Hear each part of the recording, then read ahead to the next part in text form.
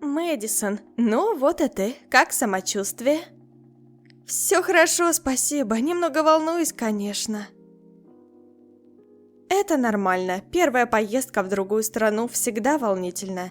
Тебя встретит принимающая семья, и мы скоро все объясним. Готова? Готова. Привет, Мэдисон, мы так рады тебя видеть. Я Стефания, можно просто Стеф, а это мой муж Оливер и наш сын Лука. Приятно познакомиться. Привет. Я Мэдисон, можно просто Мэдди? Ага, я понял, Мэдисон, я Лука. Могло быть и получше. Лука, покажи Мэдисон ее комнату, пожалуйста. И потом можешь провести ей небольшую экскурсию по городу. Хорошо, мам, идем, Мэдисон. Ну, собственно, вот твоя комната, располагайся. Вау, здесь уютно. Ага, собирайся, через 15 минут пойдем на эту твою экскурсию. Почему ты себя ведешь так холодно? Не привык делить свой дом с какой-то девчонкой. Можно быть и помягче. Я через 3 месяца отсюда уеду, Лука.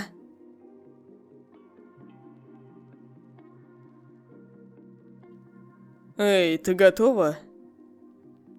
Да, готово. Я бы с удовольствием посмотрела Италию.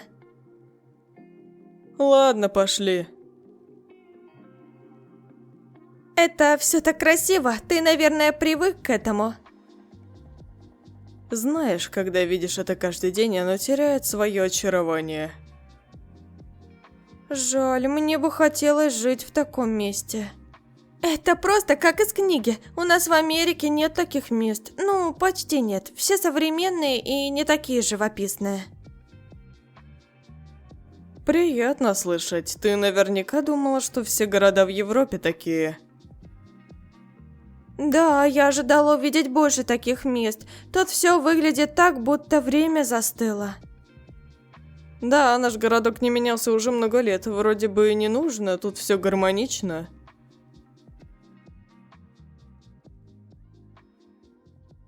Я просто не могу пройти мимо без фото. Эти улицы, дома и небо все такие разные. Для нас это просто повседневность. Ты, наверное, всегда так фотографируешь? Да, всегда. Это мой способ запоминать важные моменты. Я храню их как маленькие кусочки счастья.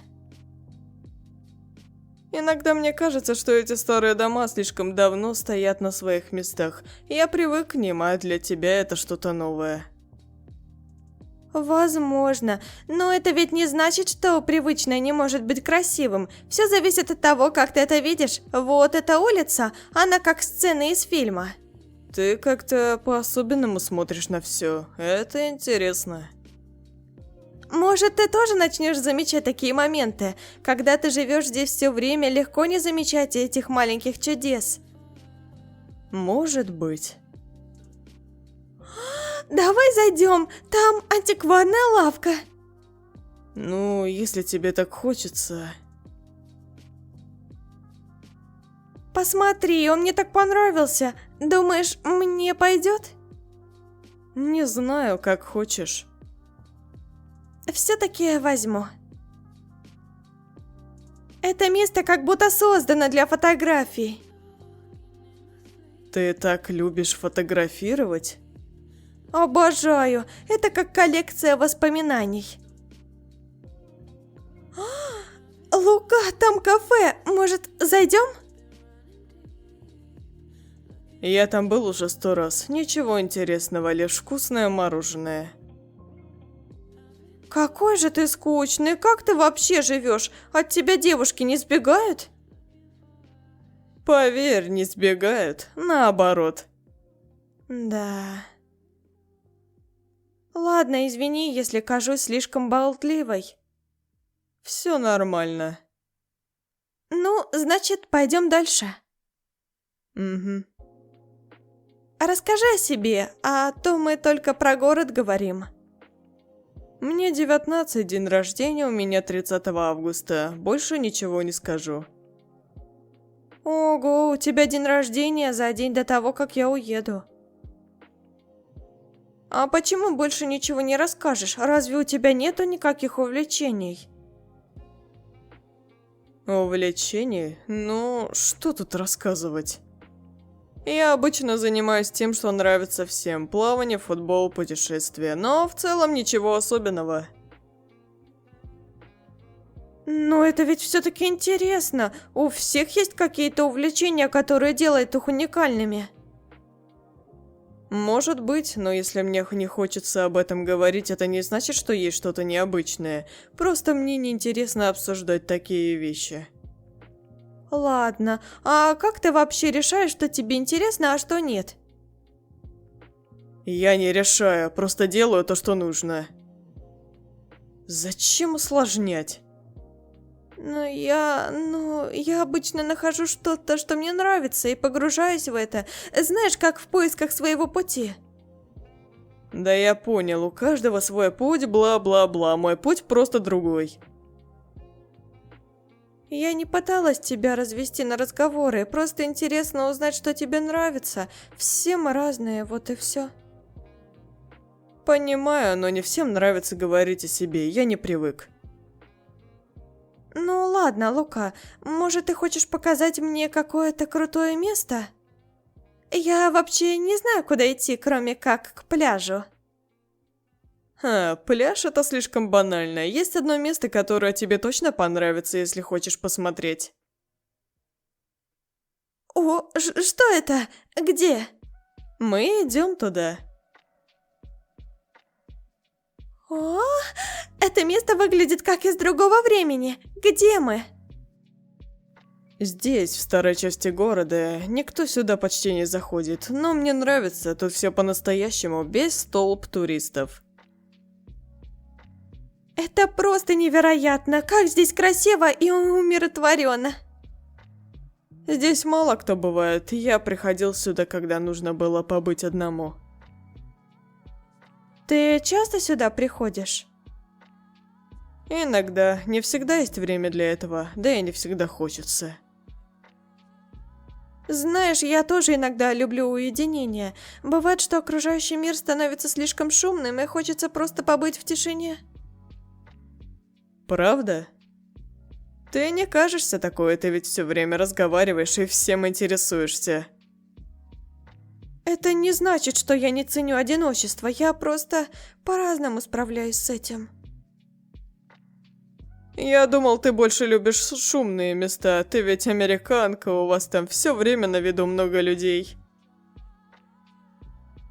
Да, но это не значит, что я люблю быть в центре внимания. Иногда мне хочется просто быть собой, без лишних слов и взглядов. Ты не хочешь сфотографировать это место? Думаю, оно стоит того. Правда? Ты хочешь, чтобы я его сняла? Это место, как и ты, не слишком заметно. Думаю, ты сможешь поймать что-то особенное в этом.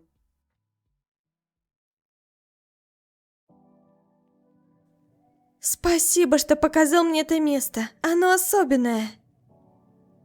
Рад, что тебе понравилось. Ты не такой, как я думала. Ты кажешься добрее.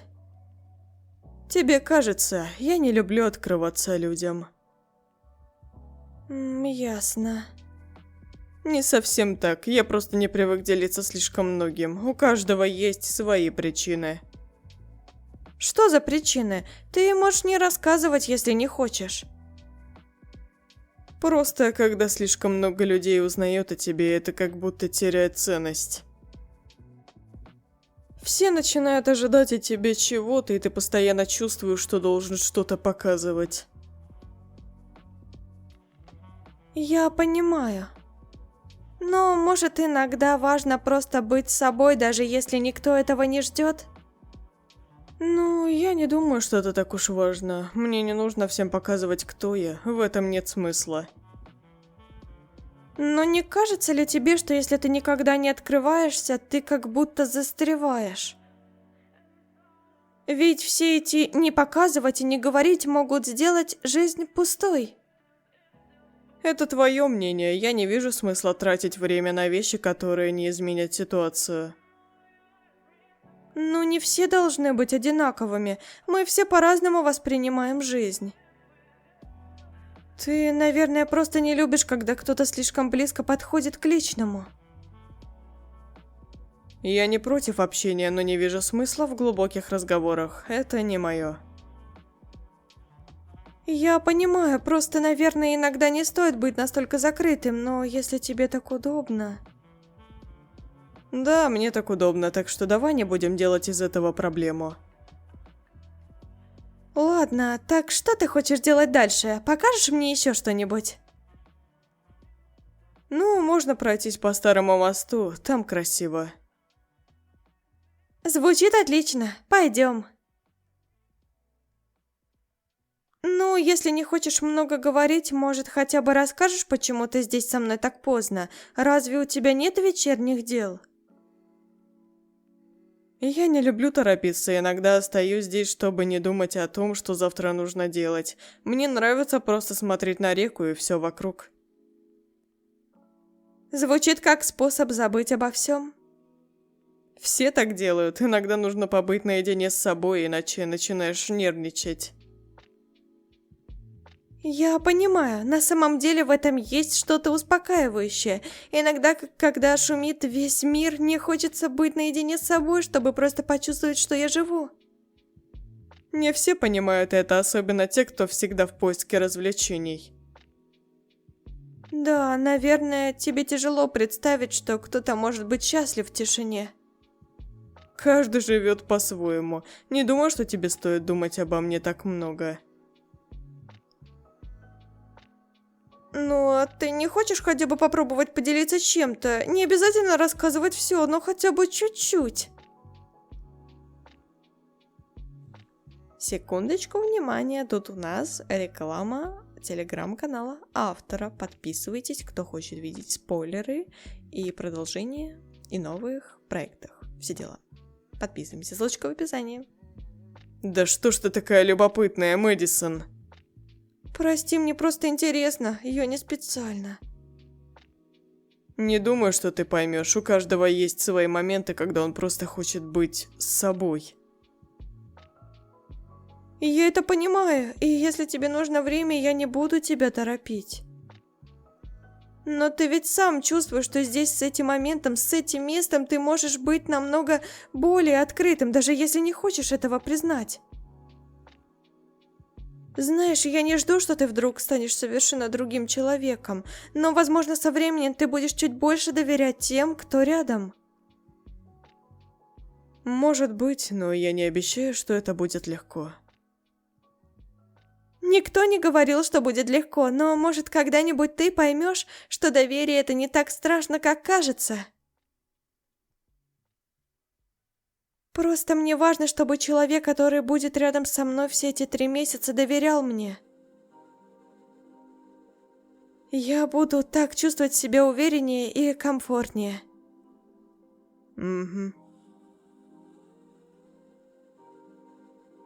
Вау, тетя Стеф, так вкусно пахнет, что вы готовите? Пасту. Хочешь научиться готовить? О, не думаю, что я сама справлюсь. А Лука тебе поможет. Лука, иди сюда.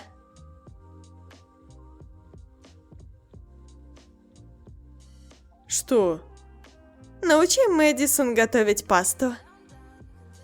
Не имею желания стоять с этой дамочкой на моей кухне. Лука, я тебя не так воспитывала. Ну ладно, попробуем. Ты такой смешной с распущенными волосами. Ха, ну, я всегда так по дому хожу. А еще чаще без верхней одежды, так что не смущайся. Чего? Это не так уж сложно, просто следи за тем, чтобы не жечь воду и разварить пасту. Ну, как-то странно, что я учусь готовить пасту в Италии. У нас в Америке это слишком легко. Да, это, наверное, так сложно кинуть пасту в кипящую воду. Только у нас это делают с настоящей страстью. У нас есть секреты, которые нельзя просто так выдать. О, вот это вот интересно. У меня, правда, в Америке тоже свои секреты, но паста это что-то совершенно новое. Будешь удивлена, как маленькие детали делают вкус идеальным. Если хочешь, могу научить тебе еще парочки рецептов. Тут все, в принципе, просто. Главное внимательность и терпение. Ты серьезно? Ну ладно, попробую. Ты прав, мне нужно больше терпения. Может, я просто буду помогать, а ты сделаешь все сам. Это не так уж плохо. Ты хоть что-то учишься. Я подожду, пока ты станешь экспертом. Мне кажется, ты стал менее холодным ко мне. Не знаю, просто я устал. Но, если честно, ты даже не так плоха в этом. О, вау, это похоже на комплимент. Не преувеличивай, Карамия. Ты же в курсе, что я знаю перевод того, как ты меня назвал? Чай пьешь? Да, черный с лимоном. Мой любимый. А ты что тут делаешь? Скучно стало. Вспомнил, что в соседней комнате есть ты, а ты любишь поразговаривать. Тебе что, не с кем поговорить? Думаю, в 2 часа ночи нету. Чего не спишь? Тут как бы разные часовые пояса, у меня в Нью-Йорке только 8 вечера. А ты чего не спишь? А смысл? Утром никуда не надо, да и спать особо не хочется. Здесь всегда красиво ночью, спокойно. Я буду скучать по этому месту. Это всего лишь первый день, ты еще многое увидишь. У вас здесь ночи такие другие, кажется, что все вокруг живет своей тихой жизнью. Наверное, так и есть. Здесь всегда можно просто побыть самим собой. Этот город, он не давит, он дает пространство для того, чтобы подумать. В моем городе всегда суета, даже ночью чувствуется движение. Я почти не помню, когда последний раз просто так смотрела на звезды. Может, поэтому тебе нужно больше времени, чтобы привыкнуть? Здесь все немного медленнее, меньше отвлекающих вещей. А тебе не страшно, что в этой тишине можно слишком много задуматься? Вдруг начнешь что-то переосмысливать? Иногда это даже полезно, важно знать, когда остановиться. Иногда тишина лучший способ понять, чего ты хочешь. Мне нравится твоя философия. Даже если ты редко делишься мыслями, они у тебя, оказывается, глубокие. Это не значит, что я всегда хочу ими делиться. Я предпочитаю, чтобы люди видели меня таким, каким я хочу быть. А ты еще говорила, что не любишь глубокие разговоры. Думаю, я начинаю тебя понимать, но все равно спасибо, что поделился. Это многое для меня значит. Может, однажды ты поймешь, что это место, как сказать, оно оставляет след, даже если ты здесь ненадолго. Думаю, оно уже оставило. Это день, это ночь, это не то, что можно забыть. Знаешь, я даже рада, что приехала сюда. Даже если сначала мне было страшно и неуютно, но сейчас, кажется, это было правильным решением. Значит, это стоило того.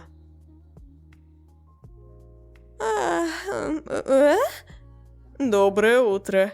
Секундочку внимания. Хочу напомнить вам о своем телеграм-канале, где вы всегда будете в курсе всех актуальных новостей и событий. В моем телеграм-канале вы найдете некоторые перезаливы озвучек, которых нет больше здесь на ютубе, а также будете знать самыми первыми, когда выйдет новая озвучка. Плюс, ко всему прочему, у меня появился приватный канал с озвучками, которых нет на моем ютуб-канале. Вы можете посмотреть их, оформив ежемесячную подписку за 111 рублей. Ссылочка на канал ждет вас в описании. Ну и не смею вас дальше задерживать. Продолжаем просмотр. Доброе. Ты не хотел бы одеться? Нет, меня все устраивает. Ладно, я уже поняла, что спорить с тобой бесполезно.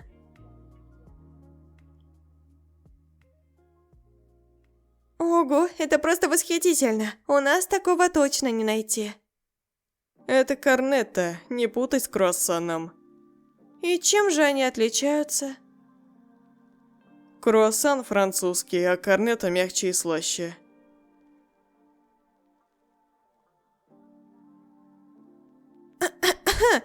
Не привыкла к настоящему кофе? Все нормально, я могу привыкнуть, просто немного горький.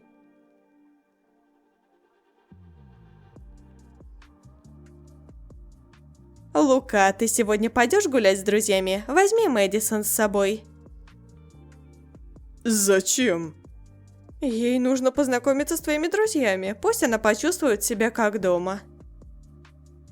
Если это неудобно, я могу не идти. Ладно, раз уж мама так сказала.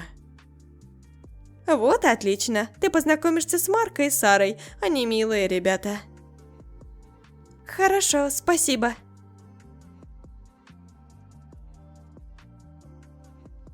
Не волнуйся, с ним такое бывает, если все идет не так, как он хочет. Нужно иногда оставить его на место.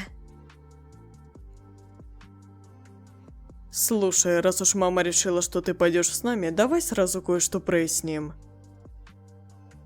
Хорошо.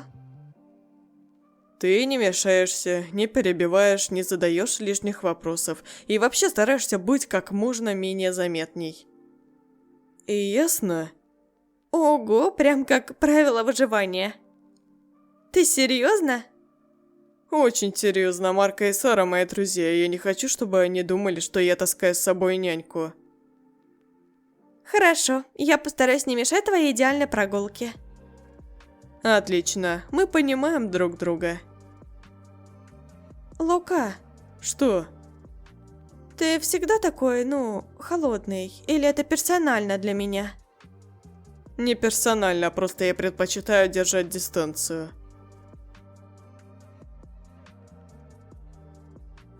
Отлично, прекрасный первый день. О, это и есть та самая американка. Привет, я Сара. Привет, я Мэдисон, приятно познакомиться. Марко. Так, ты действительно приехала из Нью-Йорка? Да, я из Нью-Йорка. Нью-Йорк, ого, всегда мечтала там побывать. Это же город, который никогда не спит, да? Да, так его и называют. Но иногда хочется, чтобы он хоть ненадолго поспал. Звучит так захватывающе. Наверное, там все огромное и шумное. Это правда. Небоскребы, толпы людей, такси. Все как в фильмах. Сара, это не туристическое агентство. Лука, расслабься, это же интересно. Так, а что ты думаешь о нашем маленьком городке? Успела что-то заметить? Здесь очень красиво, и люди кажутся такими дружелюбными. О, ты еще не все видела. Мы покажем тебе лучшие места. Спасибо. Может, хватит, мы здесь, чтобы просто прогуляться, а не устраивать экскурсию. Лука, ты чего такой нервный? Мэдисон же нормальная. Наверное, ты просто не привык, что кто-то милее тебя. Так, Мэдисон, раз уж ты здесь, нужно обязательно попробовать наше мороженое. Оно лучшее на побережье. Я не против, пойдем. Так, если ты в Италии, то обязана попробовать не только мороженое, но и пиццу. У нас она совсем другая. Если ты не ела пиццу в Италии, считай, зря сюда прилетела. Я чувствую, что к концу этого лета уеду домой с лишними килограммами.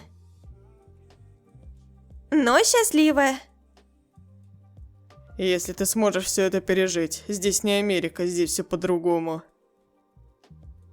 Лука, ты что, угрожаешь ей? Расслабься, друг. Иногда ты такой ворчливый. Ты хотя бы можешь сделать комплимент? Все нормально, я привыкла, что не всем нравлюсь. Я не говорил, что ты мне не нравишься, просто стараюсь быть честным. Лука, ты же заплатишь? Ты же пригласил нас. Очень смешно. Через час. Все нормально, ты совсем не веселишься. Это же Лука, если он не ворчит, значит с ним что-то не так. Да, мы уже привыкли, он просто скрытный. Тогда, наверное, я здесь, чтобы вывести его из равновесия. Марка, ты помнишь то место с музыкантами? Может, они сегодня опять там играют? О, точно, давайте посмотрим.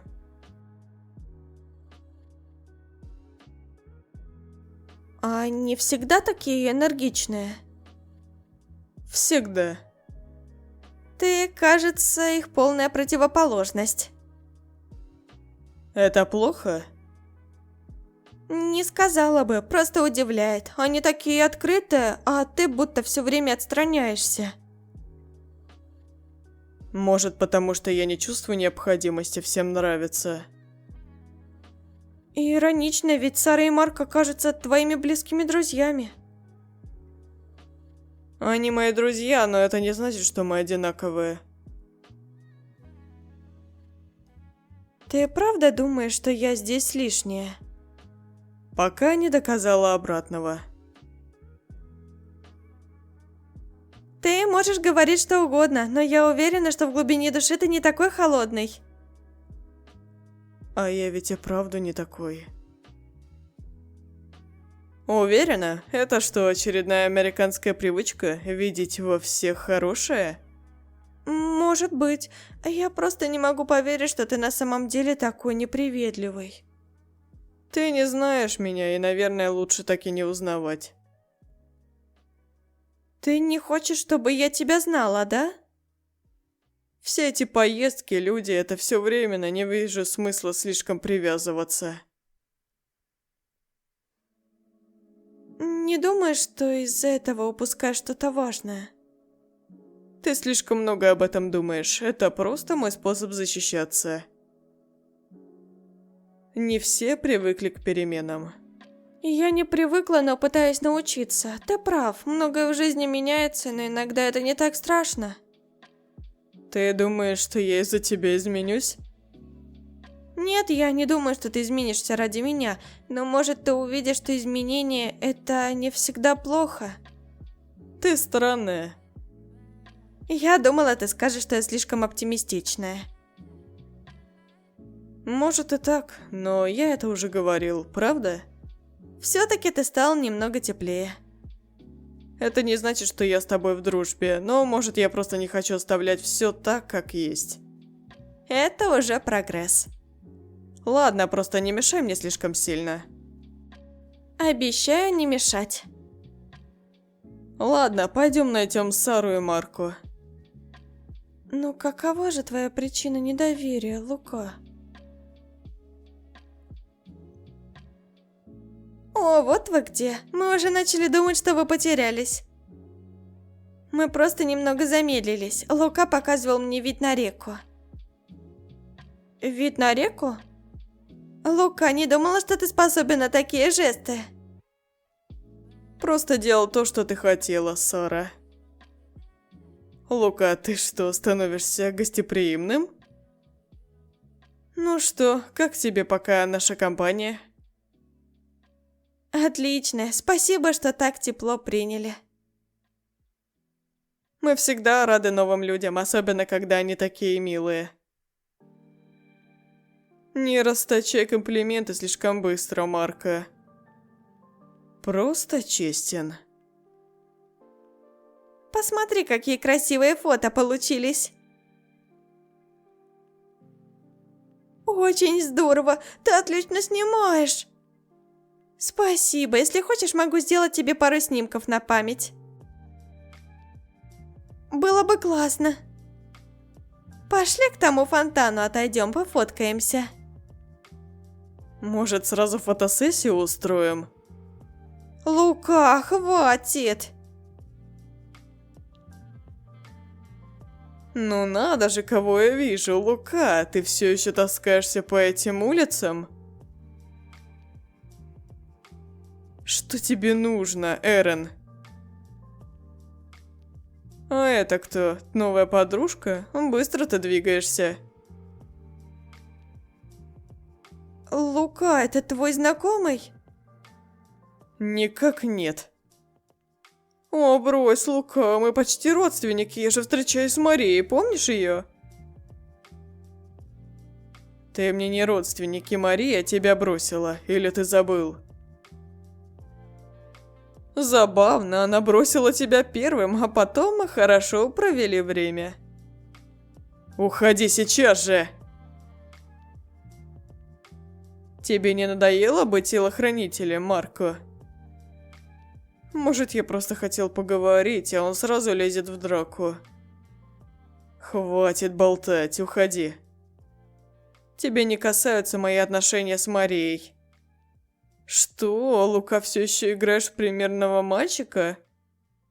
Не могу поверить, что ты такой наивный. Я не собираюсь с тобой разговаривать, убирайся. А если я не уйду, что ты сделаешь? Будешь прятаться со своих друзей? Да, все-таки та девчонка позади. Уже нашел замену Марии, не думал, что ты способен на это? Это не твое дело! Мэдди, лучше не вмешивайся. Оставь ее в покое. Ну давай, покажи, какой ты герой. Или ты только говорить умеешь? Ах да, только говорить и умеешь, а драться не твое. Ты меня уже достал. Ты же не осмелишься ударить, ботан?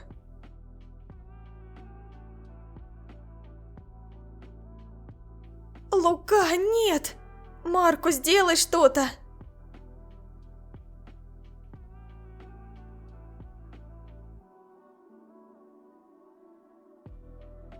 Что ж, ты хороший боец, Лука, но ты все равно проиграл. Мария выбрала меня. Мы еще не договорили. Ты в порядке? Все нормально, просто пару царапин. Не нужно было первым в драку влезать. Не лезь. Кто он? Никто, это не твое дело. Просто успокойся. Мне нужно побыть одному. Лука, не будь упрямым. Я сказал, все нормально.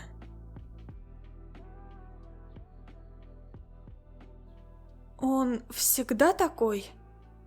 Не всегда. Просто он закрытый человек, да и, честно говоря, это не первая их драка. Да, особенно после Марии. Что случилось с ней? Они встречались почти год, а потом она изменила ему с этим типом, Эреном. Это его тогда сильно подкосило.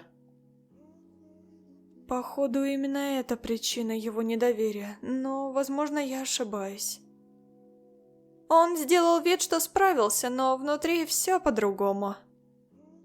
Понятно. Давай не будем больше об этом. Лука сам решит, когда рассказывать тебе что-то. Он вернется, когда остынет. Всегда так делает. Ладно, если что, дома с ним поговорю. О, ребята, вы уж... О? Лука, что с твоим лицом? Это пустяки, мама, все в порядке.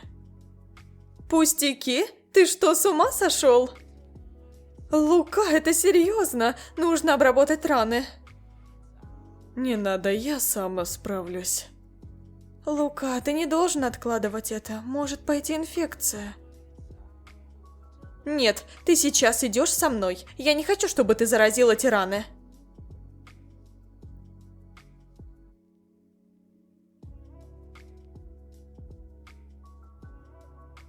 Лука, зачем ты всегда скрываешь такие вещи? Не люблю, когда о таком говорят. Ты же понимаешь, что не можешь все держать внутри, верно? Я не хочу, чтобы ты переживала. Мне некомфортно. Это не о том, чтобы переживать, это о том, чтобы быть рядом. Ты мой сын. Спасибо. Все будет хорошо, ты в порядке. Все в порядке? Да. Почему-то Террен так к тебе относится. Это не твое дело. Может быть. Слушай, я не обязан тебе ничего объяснять, ясно? Я не прошу объяснений, просто если тебе это поможет, можешь рассказать. Это был парень моей бывшей. Они думают, что имеют право вмешиваться в мою жизнь. А тебе не все равно? Это не так просто, как ты думаешь. Я знаю, что это сложно, но, возможно, если ты перестанешь обращать внимание на таких людей, им станет скучно. Ты действительно веришь, что все так работает? Не всегда, но иногда помогает просто дать людям понять, что они не могут тебя задеть. Ты слишком много говоришь. Ты тоже, когда начинаешь. Он сложнее, чем я думала. Ты всегда такой? Или только когда тебе не хочется признавать, что ты хороший человек? Ты меня совсем не знаешь. Знаю, но разве это значит, что я не могу попробовать? Это твое время, трать его как хочешь. Марко и Сара, они, кажется, хорошие люди. Слишком хорошие. Почему ты так говоришь? Они слишком дружелюбные, иногда так раздражает. Может, ты просто ревнуешь? К чему? К тому, что кто-то может быть со мной добрым. Мне пора. Ты просто будь осторожна с людьми, которых не знаешь.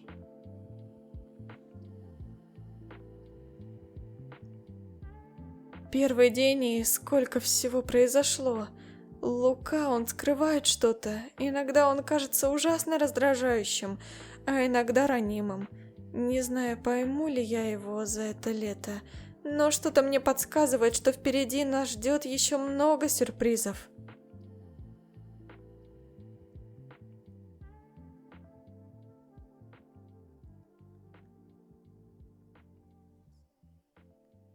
Почему я вообще сохранил это? Я выгляжу тут таким счастливым и искренним. Ладно, она сделала свой выбор.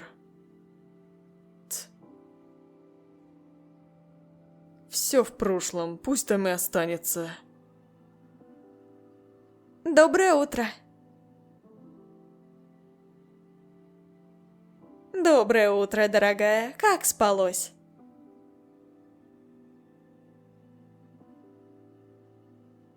Прекрасно, спасибо. Почему бы тебе не сесть и просто поесть?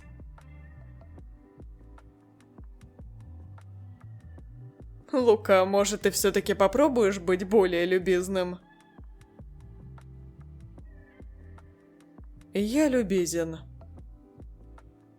Ну да, по твоему лицу сразу видно. Все нормально, тетя Стеф. У нас с Лукой это, кажется, стандартное утро.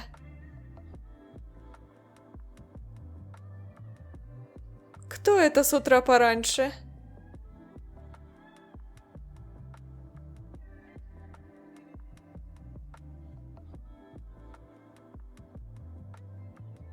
Мы из полиции.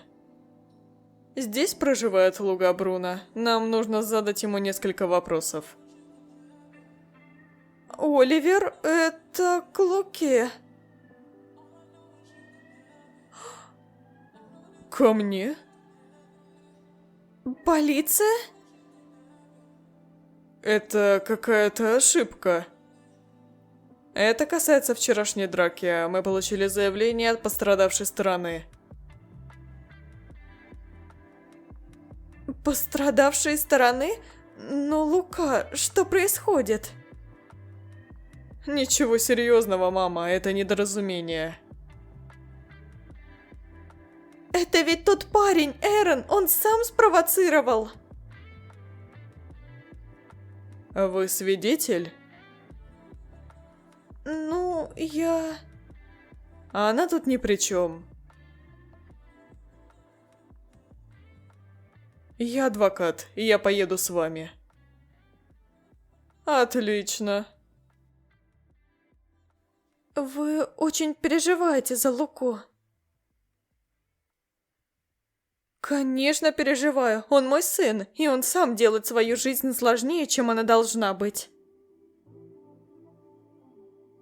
Но вы ведь знаете, что он хороший человек, просто иногда ему трудно это показать.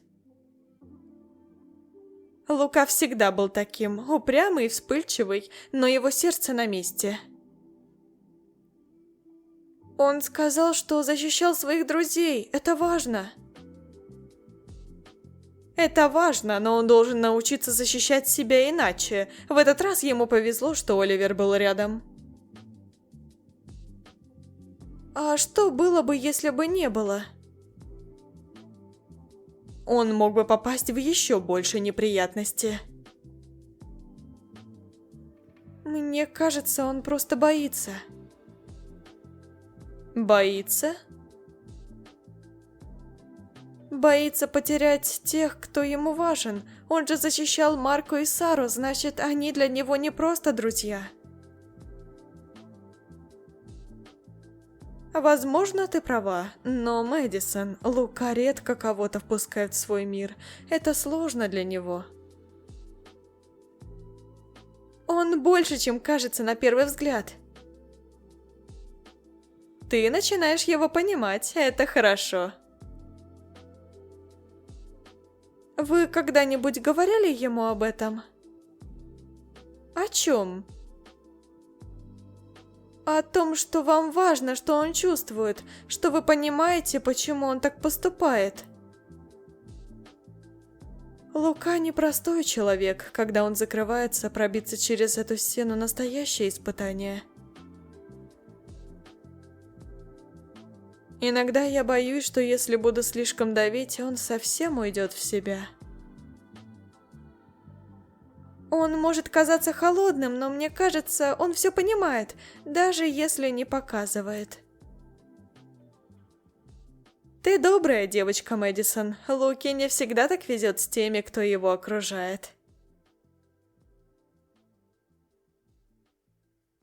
Это из-за Марии? Ты знаешь о ней? Немного, только то, что она причинила ему боль. Мария была для Луки первым настоящим чувством, и она раздавила его, после этого он стал другим. Меньше доверия, больше одиночества. Ему нужно время. Ты говоришь так, будто знаешь его всю жизнь. Просто я знаю, каково это – бояться доверять. Может, я могу чем-то помочь? Ты уже помогаешь ему, Мэдисон, даже если он этого не понимает. Просто будь рядом, иногда это самое главное. Знаешь, Лука никогда не говорил, что ты ему мешаешь. Правда? Да, иногда он бывает груб, но это его защита. Он боится, что к нему будут слишком близки. Кажется, я начала это замечать. Дай ему время и не принимай все на свой счет. Лука не умеет говорить о том, что чувствует. Хорошо, я постараюсь, тетя Стеф. Лука, объясните, что произошло? Он провоцировал меня. Я просто разговаривал, ты взорвался, как всегда. Лука, что именно он сказал? Он оскорблял моих друзей, Марка и Сару, и Мэдисон. Я? Оскорблял? Всего лишь пара шуток. Ты всегда такой чувствительный, Лука. Ты специально их задевал, и меня в том числе. Ну, кто-то должен был объяснить твоим друзьям, с кем они водятся. Эрон, достаточно. Лука просто защищал своих друзей. Это не оправдывает драку, но объясняет его реакцию.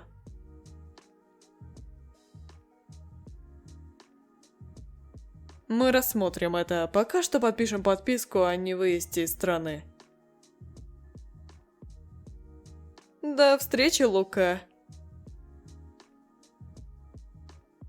Почему ты не удержался?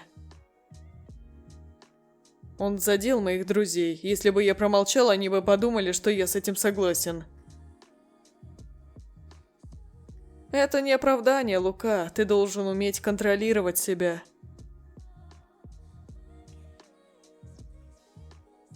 Папа, ты никогда меня не понимаешь. Я пытаюсь тебя защитить. Ты хочешь закончить, как тогда с Марией? Я не Мария. Что это за коробка огромная? На ней инициалы какие-то. Ты что делаешь? Это лежало в ящике. Я думала, это старые заметки. Это твое? Да, и не твое дело. Я не хотела ничего плохого. Почему ты так реагируешь?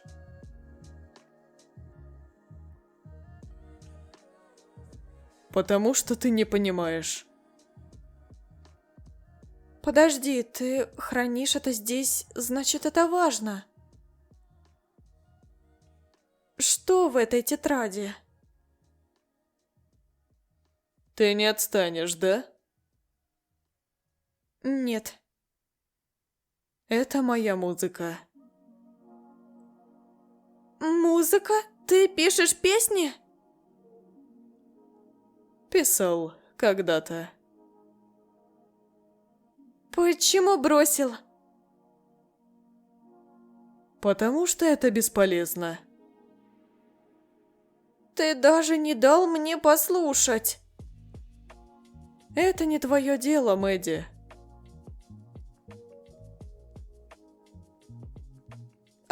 Ты меня назвал Мэдди? Просто оговорился. Не придавай этому значения. Нет, ты впервые назвал меня Мэдди. Это прогресс. Хочешь прогресс? Тогда начни с того, чтобы оставить мои вещи в покое.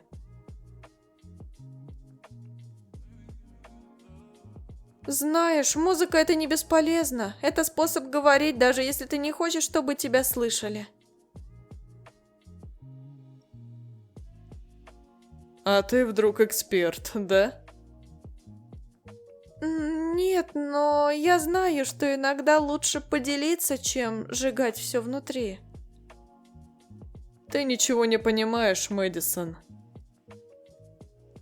Если ты не покажешь, я сама найду способ услышать. Ты невозможная. Зато честная.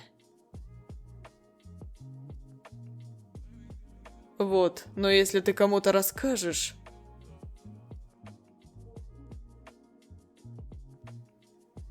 Сигма, сигма, бой. Каждая девчонка просто хочет танцевать с тобой. Угу. Это же круто! Это просто слова. Нет, это больше, чем слова. Ты должен что-то с этим сделать. Да, например, сжечь. Я не брал гитару в руки более года. Может, Мэдисон правда права, и нужно попробовать снова.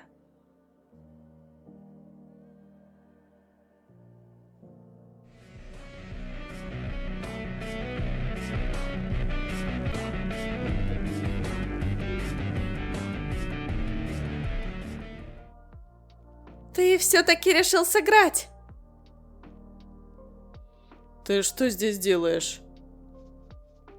Слушай, Не собирался устраивать концерт. звучит же потрясающе. Я давно не играл. Зачем ты это прячешь? У тебя есть талант. Потому что это не важно. Для тебя важно, это видно. Когда-то это было для кого-то, а теперь я просто играю для себя. Для Марии? Не лезь в то, чего не знаешь. Ты думаешь, что если не будешь говорить об этом, все исчезнет? Ты правда думаешь, что можешь все понять за пару дней? Нет, но я могу выслушать. Не нужно. Знаешь, ты все время убегаешь, Лука, от людей, от чувств. Может, пора перестать? Легче сказать, чем сделать, Мэдисон. Лука? Ты чего тут в такое время? Я воду хотела взять. А ты что делаешь? Что я делаю? Размышляю. Ты пьян? Не так уж и сильно, просто чуть-чуть. Ты когда-нибудь задумывалась, почему люди такие странные?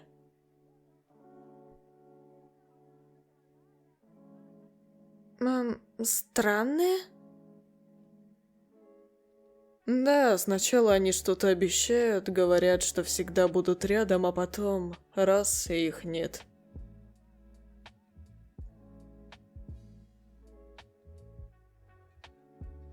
Ты о ком-то конкретно? О ком-то? Да какая разница? Ты все равно не поймешь. Ты даже не попробовал объяснить.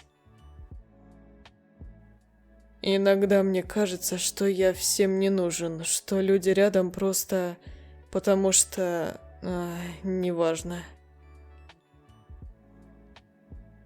Ты не прав. Может, ты просто никому не даешь быть рядом по-настоящему. А ты? Ты думаешь, что ты рядом? Может, да? Знаешь, если бы ты была кем-то другим, то я бы уже давно прогнал тебя. А я не кто-то другой. Все, иди спать. Что? Ты победила, я пойду. Спокойной ночи, Мэдисон.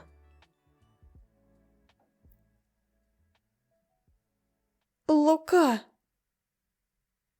ты ведь не собираешься спать, да?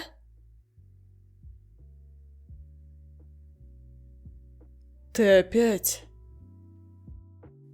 Не могу спать, зная, что ты вот так вот сидишь тут один. А что тебя волнует? Думаешь, я разобью еще пару бокалов? Нет, думаю, ты пытаешься убежать от чего-то. Зачем ты вообще сюда приехала? Это программа обмена. Нет, я не про это. Ты могла поехать в любой город, в любую семью. Я хотела увидеть что-то новое, узнать, как живут люди в другой стране. Плохой выбор. Почему ты так говоришь? Потому что моя жизнь — это не то, что тебе нужно. А что мне нужно? Люди, которые заботятся, которые улыбаются, любят и понимают. Ты тоже можешь быть таким. Сомневаюсь. Знаешь, Лука, иногда кажется, что ты отталкиваешь людей не потому, что они плохие, а потому, что ты боишься, что они останутся.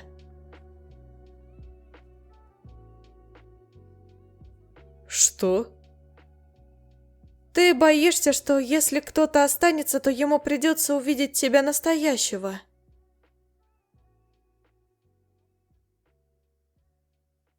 Ты ничего обо мне не знаешь, Мэдисон. Тогда расскажи. А зачем? Потому что, как бы ты ни старался, я все равно не уйду.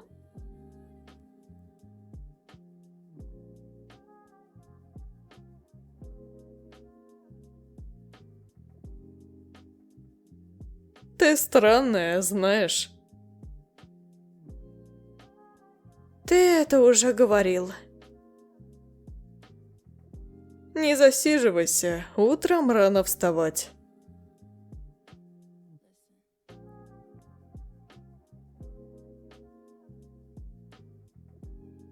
Через пару дней. Лука, пошли гулять. Мэдисон, ты чё разоралась? Какой гулять? Там уже второй день дождь как из ведра. Ты чё, серьезно? Из-за дождя не пойти гулять? Если хочешь, то иди сама шляйся под дождем. Я потом лечить тебя не буду, Мэдисон. Это же летний дождь, я не заболею. Какой же ты зануда. Сама такая.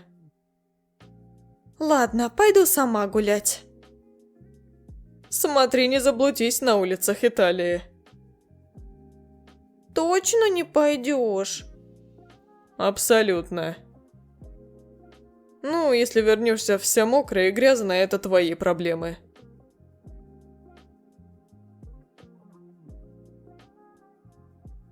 Лука?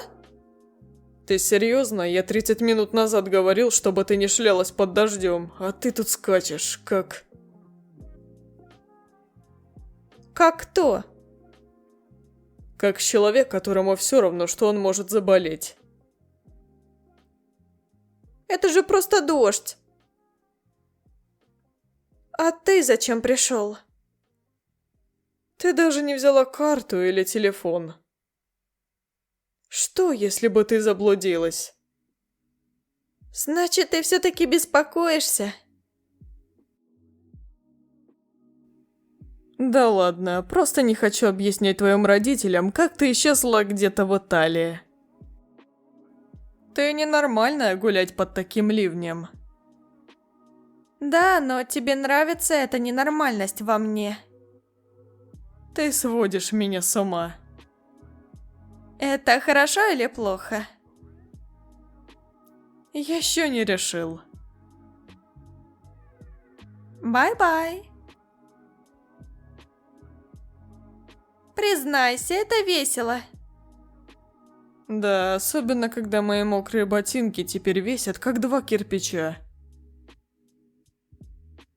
Ботинки – это не проблема, ты просто не умеешь наслаждаться моментом. Ты уверена, что у тебя все в порядке с головой? Смотри, кто говорит. Ты же сам только что закрыл зонт и стоишь под дождем. Может, мне просто интересно, почему тебе это так важно? Потому что такие моменты запоминаются. Дождь, пустые улицы, чувство свободы. Иногда это лучше, чем любые планы. Я могу еще много раз это сказать, но ты правда странная, Мэдисон. Ну, а ты зануда, так что мы в равной степени несовершенны. Не могу поверить, что ты все-таки вышел. Признайся, тебе тоже нравится. Нравится стоять под дождем и мокнуть до костей? Какой же ты скучный, задолбал уже. А ты несносная. Скучная и несносная идеальная команда, да? Я бы не сказал. Ты хоть понимаешь, что тебя дома ждет горячий чай и теплый плед, а ты все это пропускаешь ради прогулки? А ты хоть понимаешь, что такие моменты случаются нечасто? Летний дождь случается каждый год. Но именно этот не повторится. Мы когда домой пойдем? А ты устала? Я просто мокрая насквозь. Ну, ты же хотела этот дождь. И не жалею ни капли. С ума сойти, ты вся мокрая, еще немного, и ты бы стала ходячей лужей. Говорит человек, который сам промок до нитки. Это только потому, что я пошел за тобой.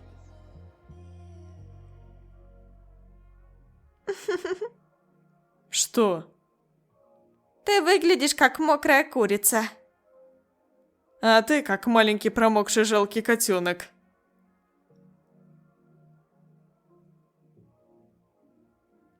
Что здесь происходит? Вы что, устроили заплыв? Не совсем. Это ее идея гулять под дождем. Летний дождь, дядя Оливер, он же такой романтичный. Романтичный, но не практичный. А теперь оба марш переодеваться, пока не застудились. Хорошо, пап. Ты умеешь влиять на моего сына. Он редко соглашается на что-то подобное. Я и не думала, что он пойдет за мной.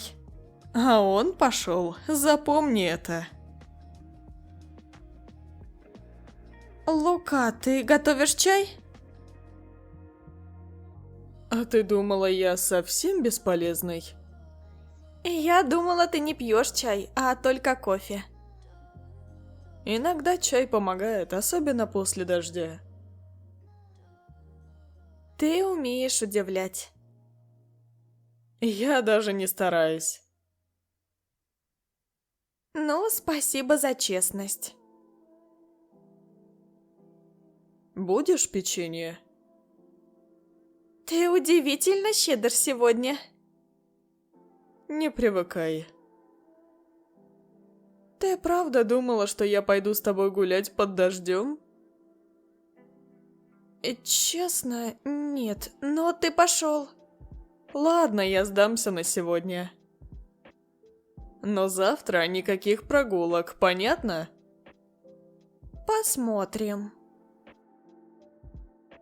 Мэдисон, открывай дверь, либо я сейчас ее выломаю.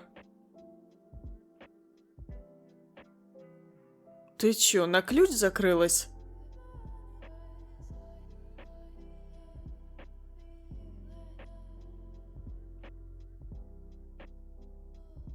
Ну что, мисс, я не заболею. Как тебе теперь твой летний дождь?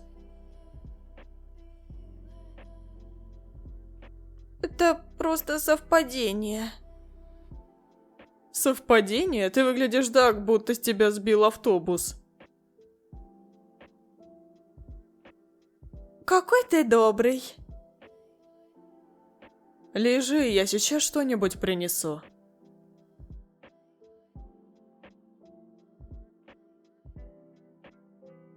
Пей. Фу, это лекарство горькое. Давай, пей, тебе нужно. А ты все равно стараешься. Не обольщайся, просто не хочу, чтобы ты заразила всех остальных. Да, конечно. Лука, ты вообще иногда бываешь милым? Редко, это, знаешь ли, не моя главная черта.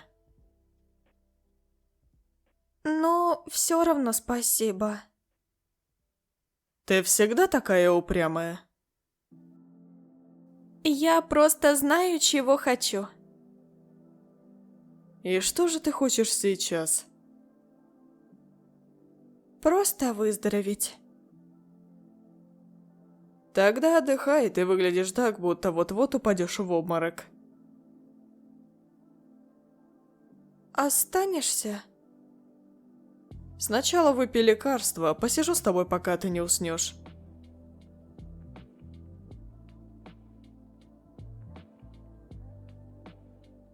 И зачем ты вообще полезла гулять в такой ливень, упрямая, как никто другой?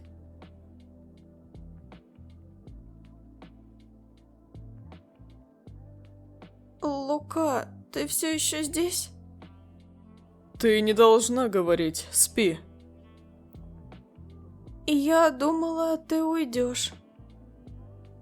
Ну, извини, если мешаю. Нет, просто странно. Что странно? Ты заботишься обо мне. Не воображай, просто я не могу оставить тебя одну. Кто знает, что ты еще натворишь? Ты говоришь так, будто я проблемная. Разве нет? Тогда почему ты все еще здесь? Я сам не знаю. Спасибо, Лука. Спи.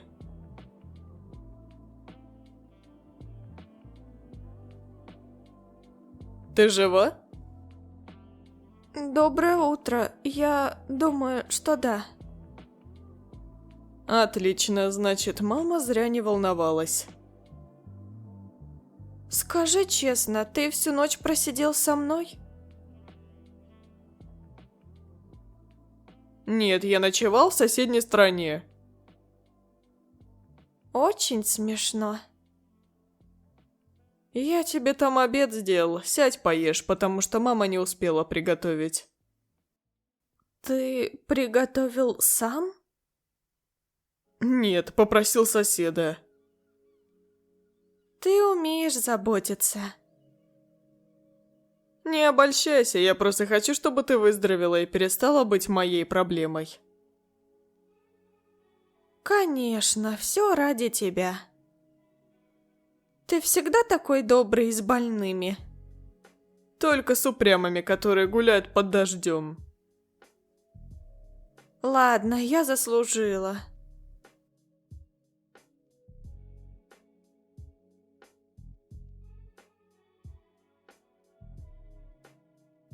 Сара? Марко? Мы пришли навестить Мэдисон. А откуда вы знаете? Твоя мама позвонила? А, вы что, лучшие друзья с моей мамой? Привет, Сара. Я в порядке, не переживай. Ты же не в порядке, я вижу. Мэдисон, ты ведь не должна стесняться того, что тебе нужно время для восстановления. Ты могла бы сказать нам раньше, если бы что-то было не так. Не хотелось никого беспокоить. Я не люблю быть обузой. Ты не обуза, Мэдисон, ты наш гость, а и мы все хотим, чтобы тебе было комфортно. Что с тобой, друг? Ты выглядишь так, будто тебя кто-то мучает. Ты что, с ума сошел? Ничего не происходит, просто... Ты ведь знаешь, что можешь рассказать мне все, особенно когда речь идет о Мэдисон. Это не твое дело. Я просто думаю, что она не так уж и плоха. Ты мог бы быть с ней лучше. Ты часто бываешь таким холодный с ней. Поговори с кем-нибудь другим, Марко. Я не хочу, чтобы она думала, что я что-то от нее скрываю. Но что, если она просто слишком другая? Она совершенно не такая, как все. Она гость, ты ведь знаешь, что не нужно переживать так сильно. Я не знаю, все как-то сложно. Почему бы не рассказать друг другу страшилки? Это добавит немного адреналина в наш уютный вечер. Я люблю страшилки, но только если они не слишком жуткие, ладно? Страшилки? Прямо сейчас? Да, это же весело. Кто начнет? Давайте я. Ладно, я начну. Было это как-то ночью в старом доме на окраине города. Говорят, что в этом доме давно жил мужчина, который исчез несколько лет назад, и с тех пор никто не мог найти его следов. Но однажды, когда дом снова оказался пуст, люди начали слышать странные звуки, будто кто-то шагал по лестнице. И что самое страшное, утром на полу оставались следы от старых ботинок, которые никто не мог объяснить. И еще окна всегда были заперты, но когда уходили, они были открыты, так и не смогли понять, кто или что оставляет следы. Ну-ну, не скажу, что это меня испугало. Ты еще не слышала истории из реальной жизни. Лично я знаю одну историю, которая случилась с моим другом. Он как-то поехал в маленький городок, который был известен тем, что там не было вообще ни одной души, несмотря на то, что домики и магазины выглядели так, как будто их кто-то недавно покрасил. Он поехал туда, потому что интересовался историей, но в момент, когда он стал уходить, заметил, что единственная улица была совершенно пустой. Лишь один человек стоял вдалеке, но как только мой друг к нему подошел, этот человек исчез. И вот самое жуткое, его фотография, которую он сделал на том месте, показала фигуру в окне одного из домов, хотя на самом деле там никого не было.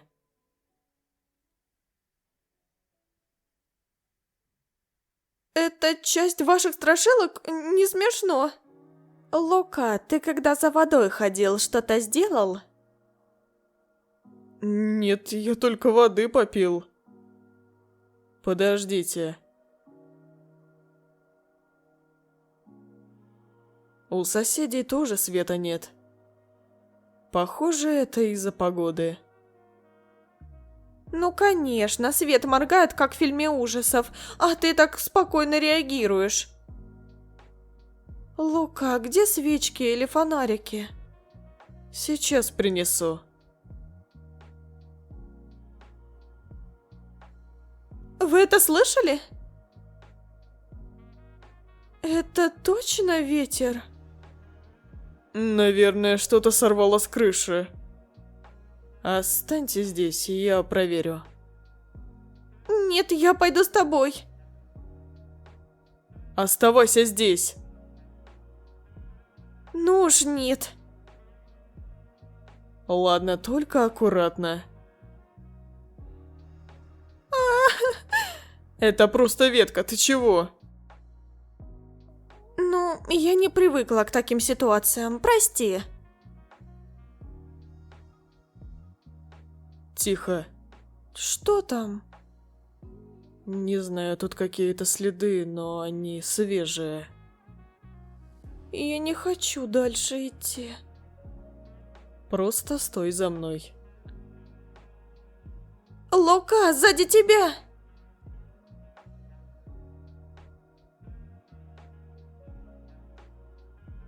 Эрен? Рад видеть тебя, Лука. Что ты здесь хочешь?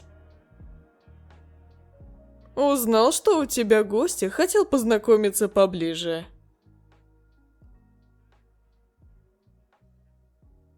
Уходи, тебе здесь не место. Что, боишься, что я опять все испорчу, или боишься, что кто-то узнает правду о тебе? Заткнись, Эрен. О, ты все еще такой же вспыльчивый, как в тот день, когда я тебя унизил. Забавно, как история повторяется.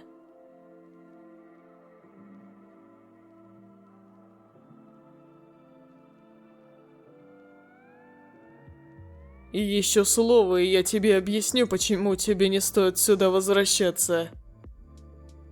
Серьезно? Ну-ну, тебе того дня в участке не хватило. Вот и все, Лука, ты всегда был слабаком.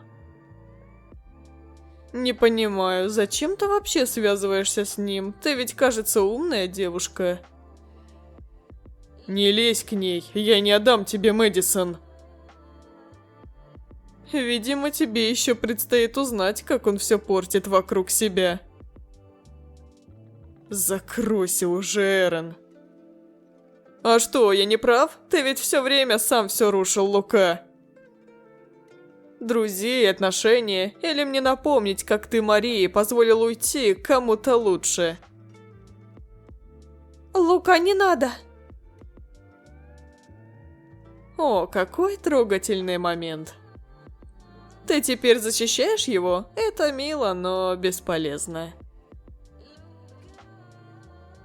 Ты закончил? Ладно, пока оставлю вас, но, Мэдисон, если ты передумаешь, знай, ты заслуживаешь кого-то получше. Ублюдок. Ты не должен был позволять ему задеть тебя. Он знает, как надавить на слабые места. Лука, ты не должен доказывать ему ничего. Ты не тот, кем он хочет тебя видеть. Ты в порядке? Пойдем в дом? Нет, хочу еще подышать воздухом. А? Лука? Я устал.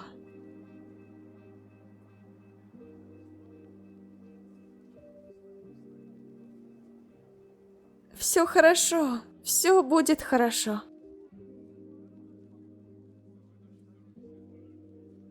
Извини. За что? За это. Это было глупо. Нет, не глупо. Просто неожиданно. Забудь, это ничего не значит.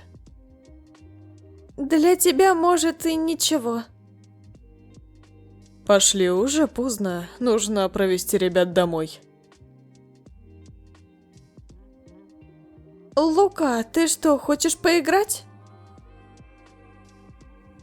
Не совсем, я написал кое-что. Новую песню. Правда? И ты хочешь ее сыграть? Я подумал, что, может быть, ты захочешь послушать. Конечно, хочу!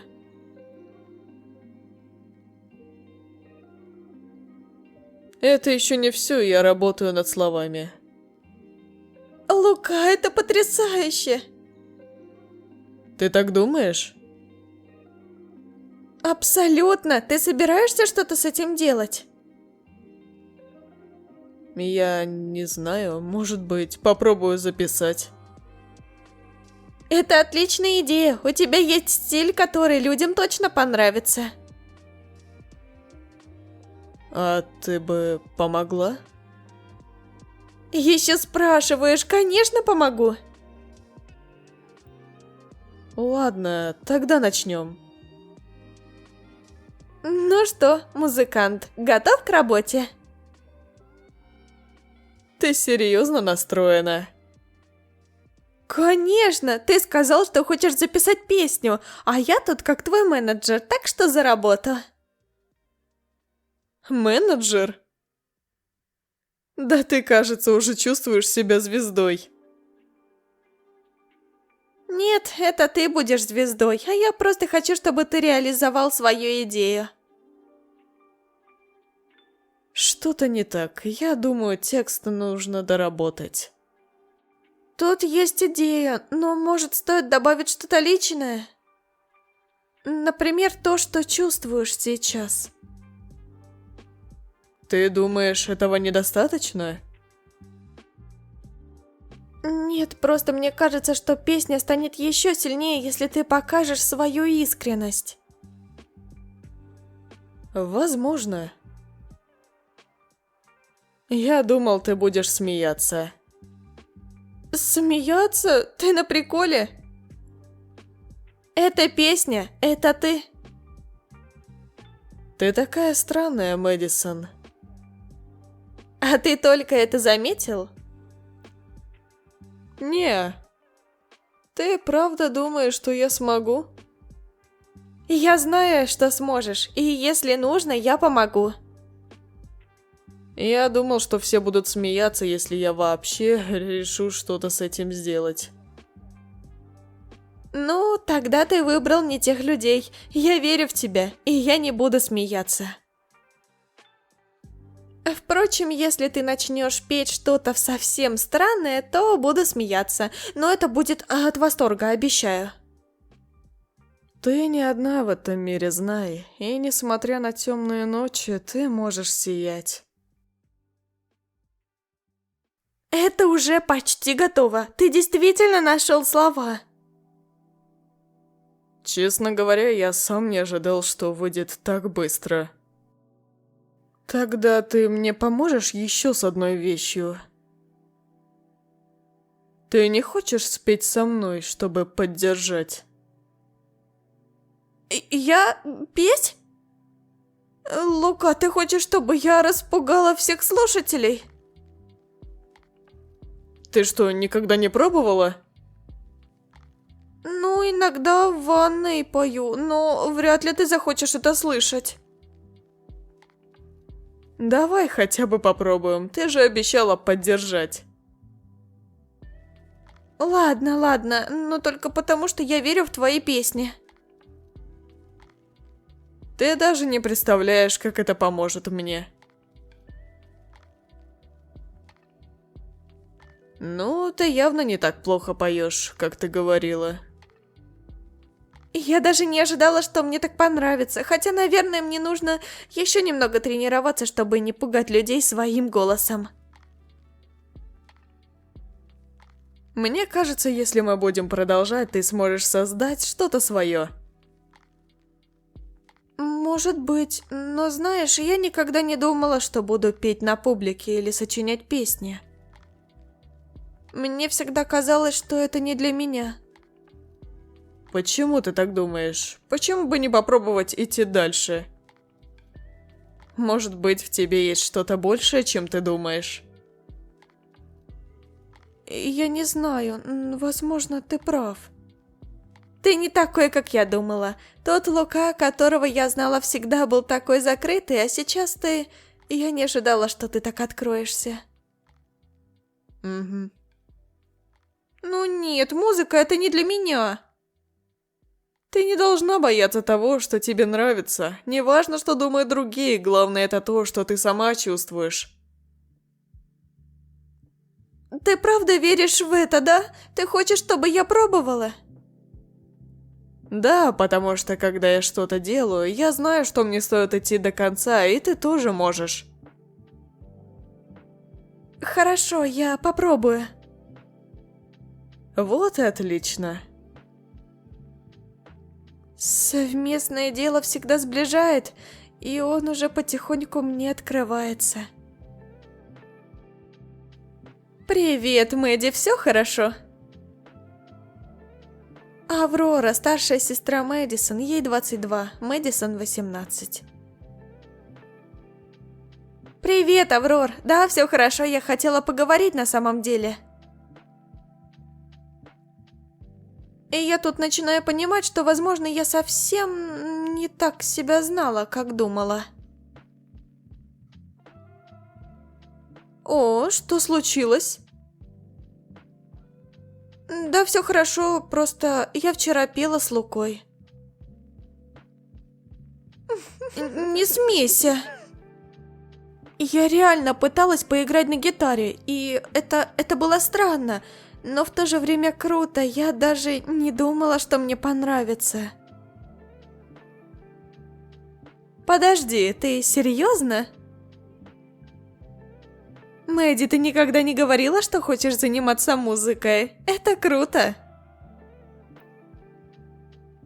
Да, я тоже в шоке. Это не просто игра на гитаре или пение. Это как-то по-другому, как будто я открываю что-то важное в себе. Ты ведь всегда боялась пробовать что-то новое. Это успех. И я все время думала, что музыка это не для меня, но когда мы начали, я почувствовала, что это как-то естественно. Хотя, конечно, все это еще так не уверенно, но кто знает. Ну, ты никогда не узнаешь, пока не попробуешь. Думаю, я хочу продолжить. Посмотрим, куда это меня приведет. Вот это правильный настрой. Я горжусь тобой, сестренка. Спасибо, Аврора. Ты единственная меня всегда понимала и знаешь, как поддержать. Я в тебя верю. Держись, а если что, всегда звони. Ты не одна. Я знаю. Подожди, не забывай, что через 3 месяца ты уезжаешь. Ты понимаешь, что не сможешь остаться в Италии навсегда, да? Да, я знаю, время быстро летит. Я понимаю, что тебе нравится там, но помни, что возвращение домой все равно будет. Тебе придется снова вернуться в свою привычную жизнь. Не забывай про реальность. Да, ты права. Ты и сама знаешь, как много вещей тебя ждет дома, но сейчас просто наслаждайся, что ты здесь, и делай то, что тебе нравится. Да, я постараюсь. Спасибо за поддержку. Ну что я за сестра, если не буду поддерживать? Помни, я всегда рядом, даже если и далеко.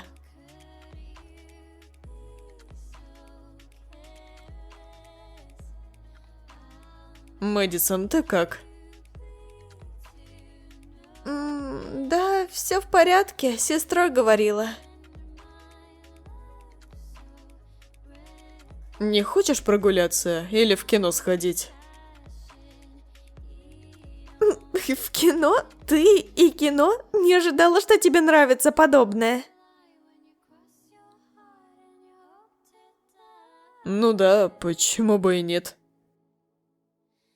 Это не значит, что я не могу попробовать. Иногда нужно делать что-то новое, не так ли?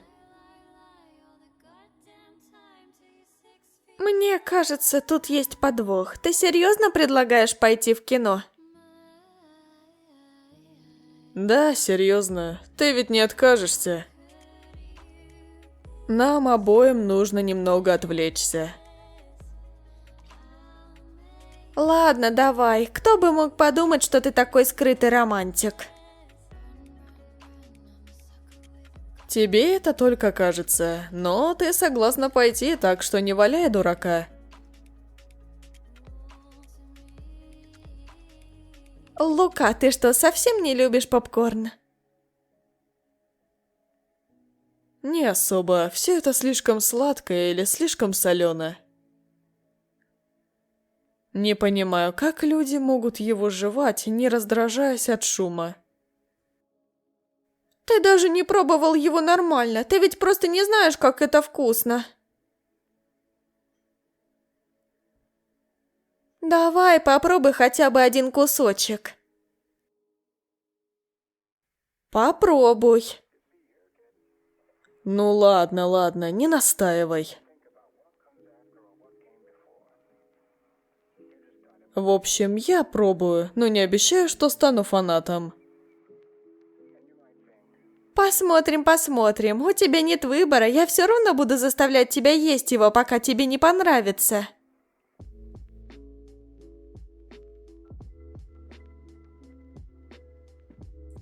Я должен признать, это не так плохо, как я думал. Может, ты и правда знаешь, как делать людей счастливыми, заставляя их есть эти штуки. Попкорн – это искусство. Теперь тебе нравится, да?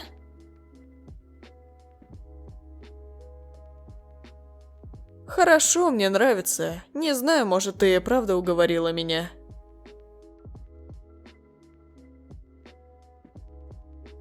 Ты же сказал, что не любишь попкорн, но я вижу, ты уже почти всю пачку съел. Это все твоя вина, ты меня заставила. Ну ладно, ладно, но я рада, что ты не отказался. Просто ты не можешь устоять перед моими вкусами.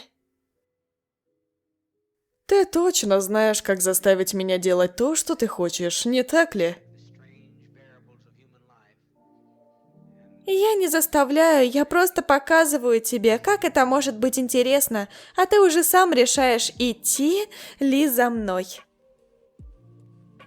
Ты умная, понял. Теперь мне кажется, что все, что ты предлагаешь, стоит попробовать, даже если я не уверен, что мне это нужно.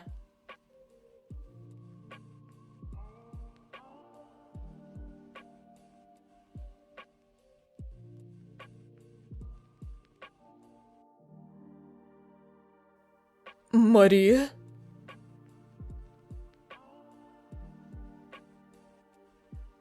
Что ты здесь делаешь? Ты все тот же, Лука, мрачный, колючий. А это кто с тобой? Я... Это не твое дело, Мария. О, конечно, как всегда, отгораживаешься. Хотя я вижу, у тебя теперь новая компания. Ты хоть знаешь, с кем связалась? Я знаю, что Лука хороший человек. Правда? А он рассказал тебе, как может бросить людей, которые ему доверяют? Хватит, ты здесь не для того, чтобы обсуждать меня. Ладно, ладно, просто хотела поздороваться. Хотя интересно, сколько времени тебе понадобится, чтобы ее оттолкнуть.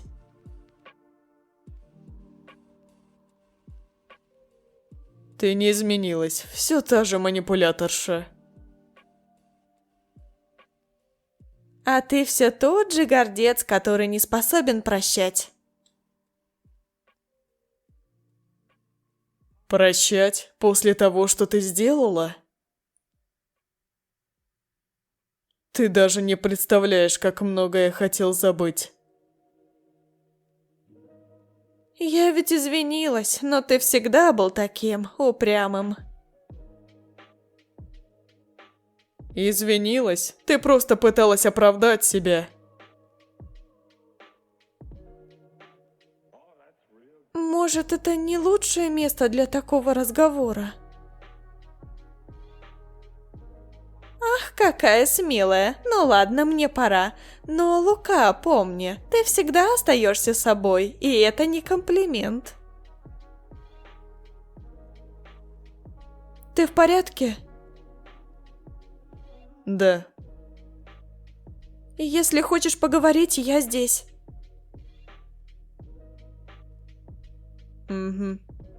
И я знаю, что тебе не хочется это обсуждать, но все-таки...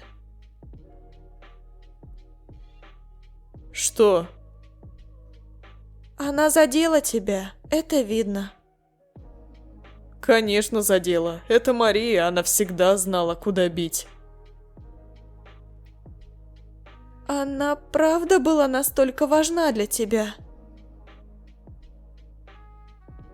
Да, когда-то я думал, что мы построим что-то настоящее, а она изменила мне с первым встречным. С Эроном. Ты ведь сказал, что хотел ее простить. Хотел, но не смог. Она была моей первой любовью, а потом стала тем, что я хотел бы забыть. Может, проблема не в прощении, может, ты просто не хочешь отпускать ту часть себя, которая верила в нее? И я ненавижу себя за то, что все еще помню ее. Это нормально, ты любил ее, она была частью твоей жизни. Это часть, которую я хочу вырезать. Но ты не можешь, она помогла тебе стать тем, кем ты есть. И кем же я стал? Тем, кто сейчас стоит здесь и пытается разобраться в себе. Ладно, хватит душевных разговоров, пошли домой. Ты только и делаешь, что уходишь от своих чувств. Это мой лучший навык.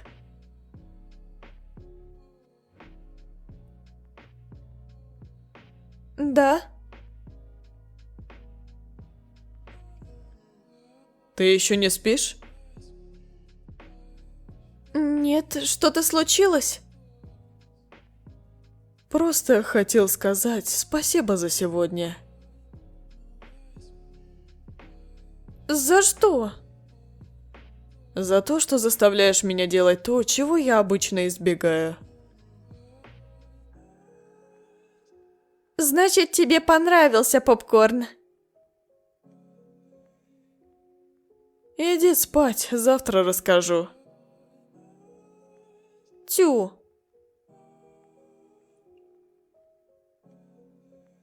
Ты всегда так рано встаешь?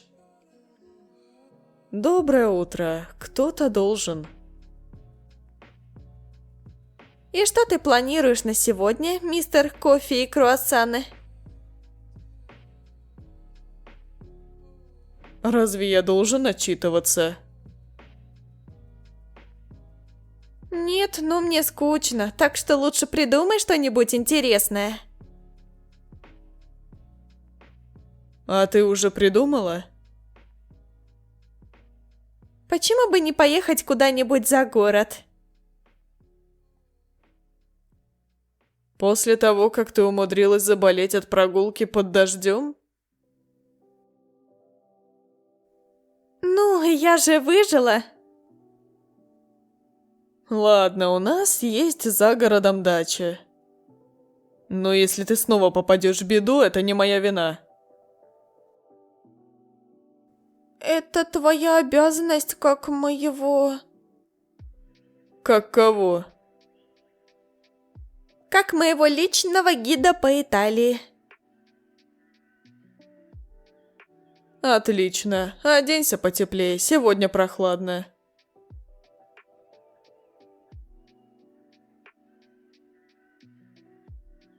Так красиво. Почему ты раньше не предложил поездку? Потому что я предпочитаю тишину. О, так ты решил пожертвовать своей тишиной ради меня? Скорее ради своего спокойствия.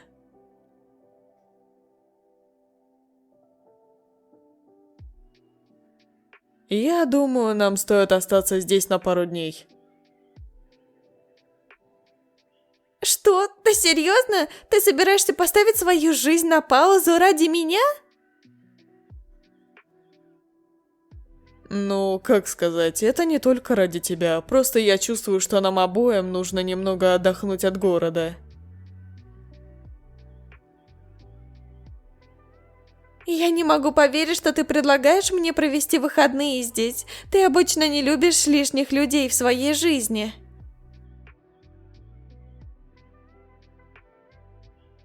Это исключение. К тому же у тебя был шанс убедиться, что я не такой уж и скучный, правда? Не знаю, ты меня удивил. Ты что, не хочешь остаться? Ты правда хочешь провести выходные без всякой суеты? Да, без телефонов, без людей. Только ты, я и этот дом. Это звучит нормально? Может, и даже лучше, чем я думала. Ладно, дорога была долгой, я пойду отдохну.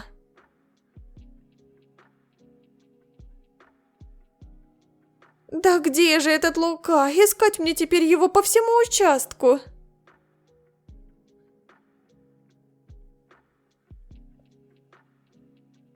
Привет, я думал, ты не будешь искать меня.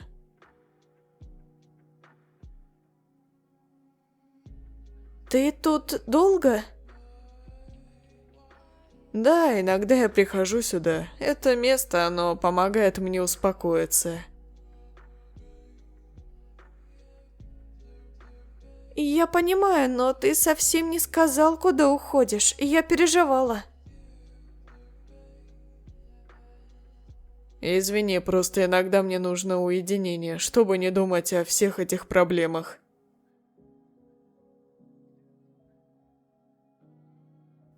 Лука, ты пьян. Это не важно. Иногда мне нужно немного заблудиться, чтобы потом вернуться. Ты всегда такой закрытый, Лука. Почему ты не позволяешь людям помочь тебе? Я не хочу быть обузой. Все, что я делаю, пытаюсь держаться, стараюсь быть сильным. Но иногда все накапливается, и я не знаю, как быть с этим.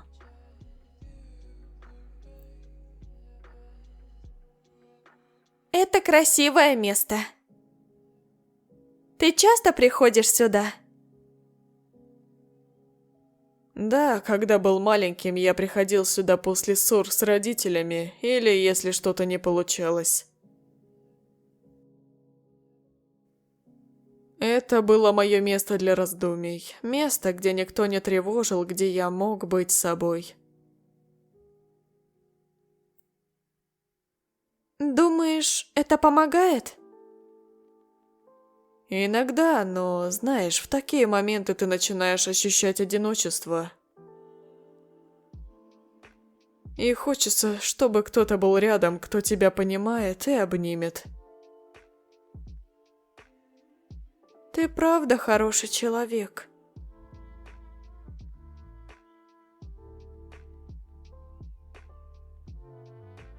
Ты понимаешь меня, Мэдисон. Ты не задаешь вопросов, не пытаешься изменить меня. Ты просто здесь.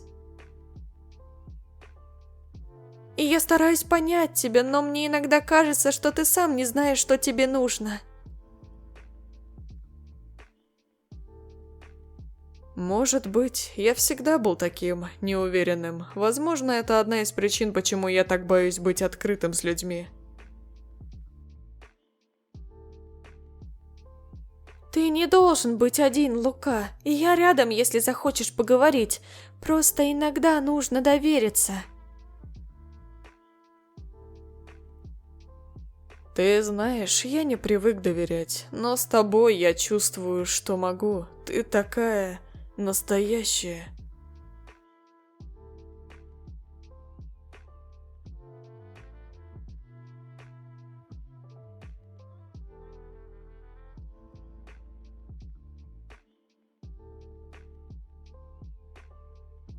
Я не должен был. Все в порядке, Лука. Ты был пьян, это все. Давай вернемся домой. Не стоит сидеть тут весь вечер. Выпьешь со мной за компанию? Ой, Лука, не знаю, как насчет тебя, но я, пожалуй, выпью чая. Слушай, Мэдисон, я думаю, что нам стоит забыть об этом поцелуе. Это была ошибка, и я был пьяный, и я не хочу, чтобы это изменило то, что между нами. Лука, ты правда так думаешь? Да, думаю, нам стоит забыть об этом. Я не хочу, чтобы ты подумала, что это что-то значило. Это было просто импульсивно.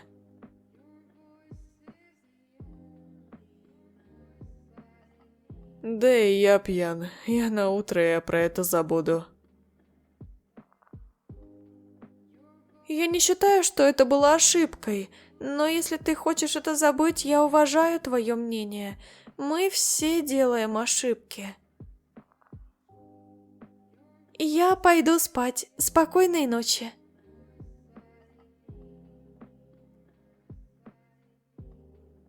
Почему это так сложно? Почему я не могу просто забыть, как он меня поцеловал? Я не могу так больше. Почему он так себя ведет? Почему не может быть просто честным? А может быть, это я что-то не понимаю? Те моменты, когда они были вместе, все это теперь стало частью ее жизни. Она все больше и больше привязывалась к нему. Но в ее голове стоял один вопрос: что теперь делать с этим чувством?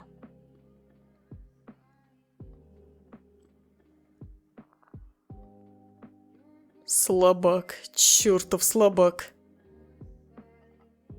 Забудем, сказал я, как будто это возможно. Конечно, она поверила. Поверила, что это все из-за выпивки. А я, черт возьми, сам себе не верю.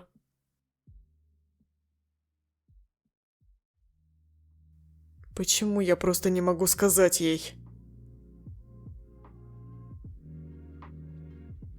Почему не могу признать, что она для меня значит больше, чем я готов признать?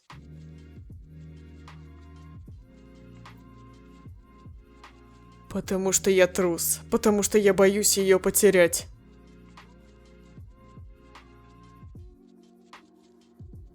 А если я все испорчу? Если она уйдет?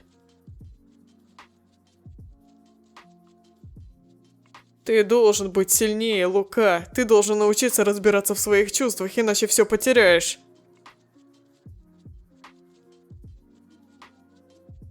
Я не забуду этот поцелуй. Никогда.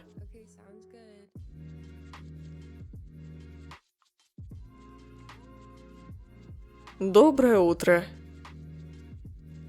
Утро. Что планируешь на сегодня? Не знаю, а ты? Думаю, нужно заняться делами на участке. Трава уже слишком выросла.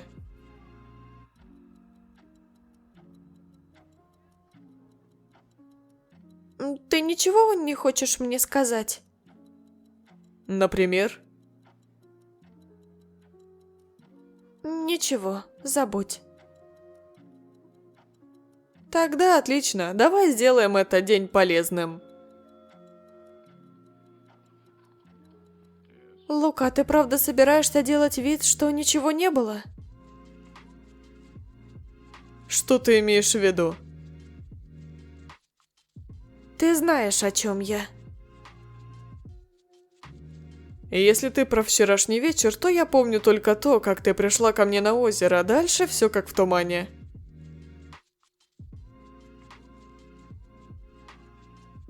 Ты ничего не помнишь. Да, так что давай не будем зацикливаться на этом.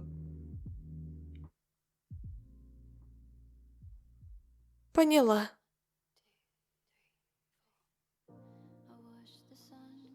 Ну и что ты хочешь сказать? Я хотел поговорить о том, что произошло у озера.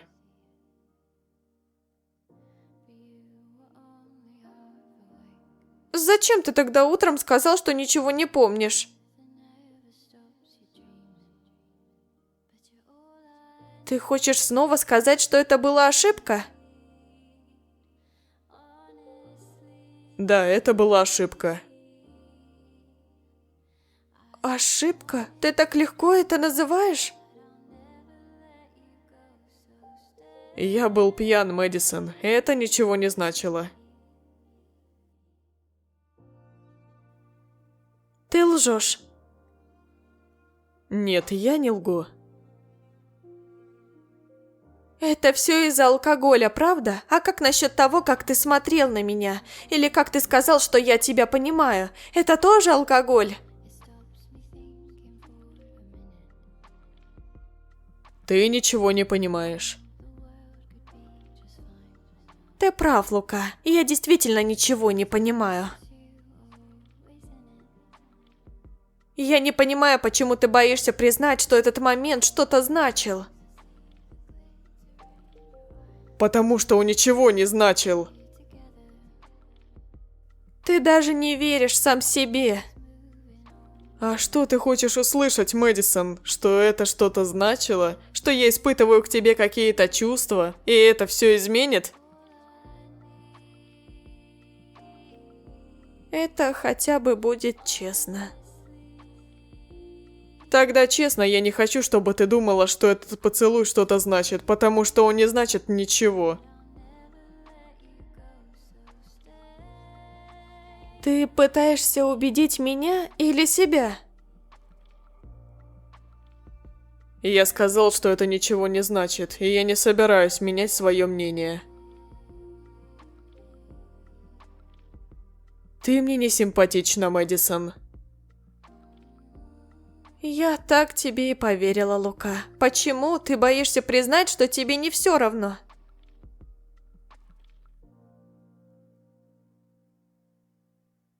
Да, боюсь, что все это закончится плохо, боюсь, что я снова потеряю контроль. Иногда потеря контроля – это единственный способ понять, чего ты действительно хочешь.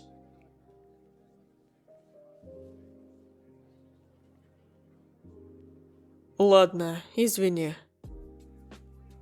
Пошли на огород, развеемся. Смотри, ты уже почти выкопала яму глубже, чем я. Это для тебя, не переживай. Да ты что, это просто земля такая легкая. И вообще, ты должен мне помогать. Помогать? Ты что, еще хочешь, чтобы я за тебя все сделал? Ну да, потому что я твой гость, а ты хозяин, так что давай, копай. Давай, делай грядки, иначе я тебе сейчас лопатой по голове дам. Ты что, офигел? Я тебе сейчас в озеро кину. Ну-ну, попробуй. Ты меня не поднимешь, мелкая. Это мы еще посмотрим, шкаф хренов.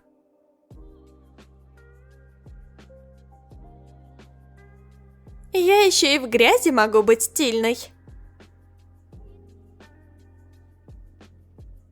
Ты точно выиграешь в конкурсе огородниц.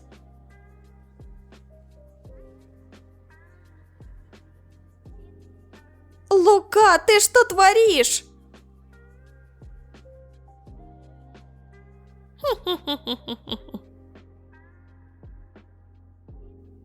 Это был хороший вечер, хоть и вымотался как собака. Да, не ожидала, что огород может быть таким увлекательным. Ну, кому как. Я всегда предпочитаю немного веселья и приключений, чем сидеть и переживать.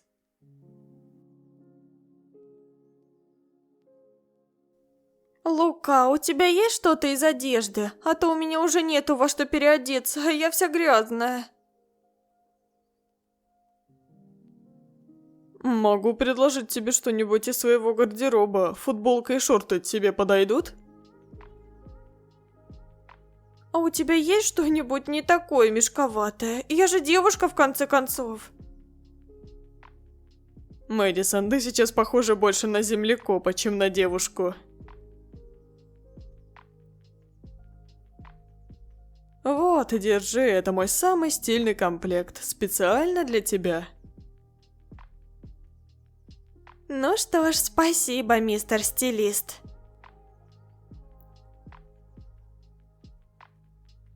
Знаешь, тебе идет. Может, стоит пересмотреть свой стиль? Если тебе нравится видеть меня в мешковатой футболке, возможно, я подумаю. Не хочешь у костра возле озера посидеть?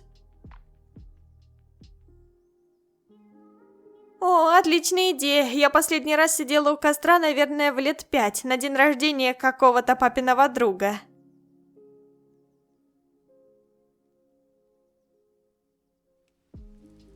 У костра не хватает только маршмеллоу. Или ты слишком суров для таких вещей? Маршмеллоу? Это же просто куски сахара.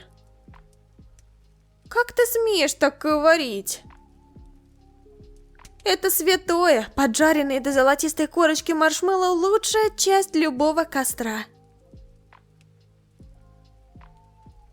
Ладно, признаю, может быть, в следующий раз подготовлюсь, но, если честно, я никогда их не ел. Ты что, рос в пещере? Это же классика детства. Ну, извини, у нас на кострах только картошку запекали, зато это было реально вкусно. О, картошка у костра, конечно, серьезная конкуренция маршмеллоу. А вообще у нас в деревне еще любили жарить сосиски на палках, правда, половина из них вечно падала в огонь. Вот это я понимаю, настоящая романтика. Палка с сосиской и угольный привкус. Не смейся, это было весело. Ну ладно, что будем делать теперь? Просто смотреть на огонь? Можно придумать что-то интереснее. Например, кто дольше сможет смотреть на пламя, не моргая. Серьезно? Это твое что-то интереснее? У тебя есть лучшие идеи? Ну, нет. А ты замечал, как пламя меняется? Оно вроде такое спокойное, но в то же время сильное. Ты сейчас точно про огонь говоришь? Конечно, про огонь, хотя это похоже на нас, иногда спокойно, иногда хаос. Ну ты поэт, может еще песню об этом напишешь? Я оставлю это тебе, музыкант. Тогда что, просто будем сидеть и философствовать? А ты что предлагаешь? Ну, обычно люди у костра рассказывают что-нибудь, например, страшилки.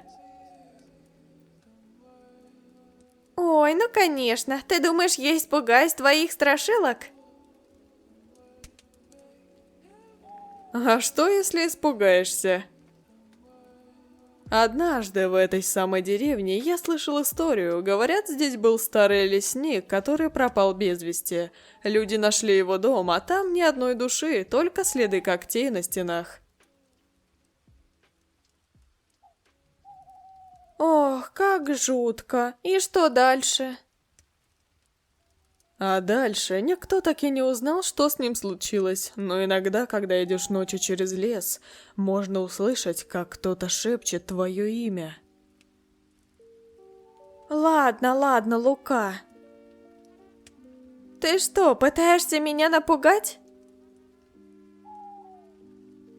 Ну ты и скучный, я думала, будет интереснее.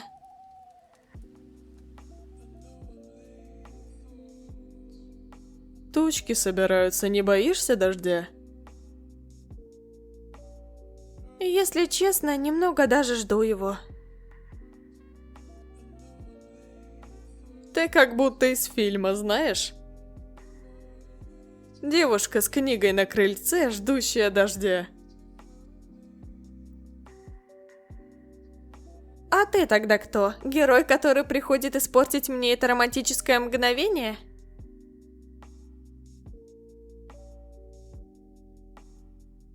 Скорее тот, кто предлагает сделать его чуть интереснее. Что ты задумал? Пошли со мной. Лука, твои спонтанные идеи всегда заканчиваются странно. Именно поэтому ты их любишь. Ты хочешь показать мне сарай? Подожди. Офигеть, это же целая мастерская! Ты рисуешь? Раньше когда-то.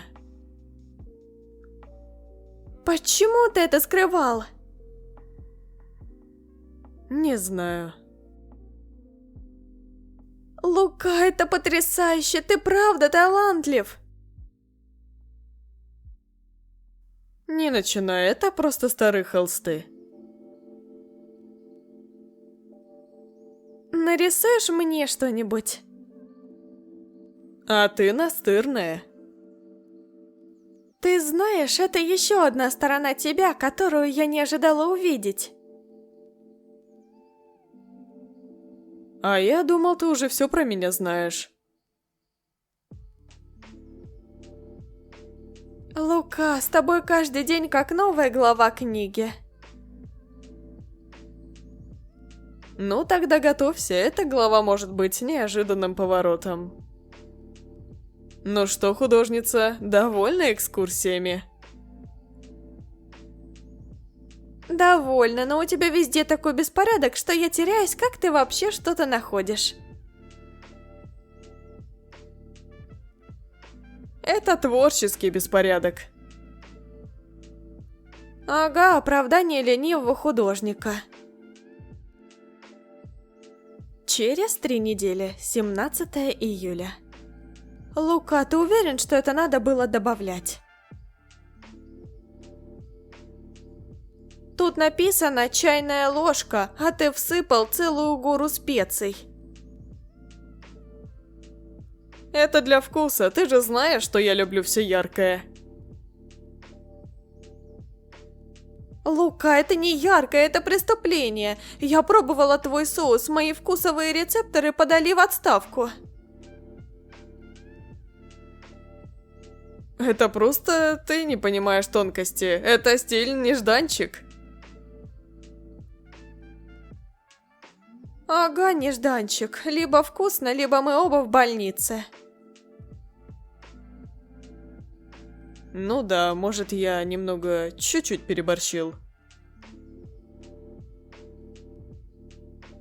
Немного?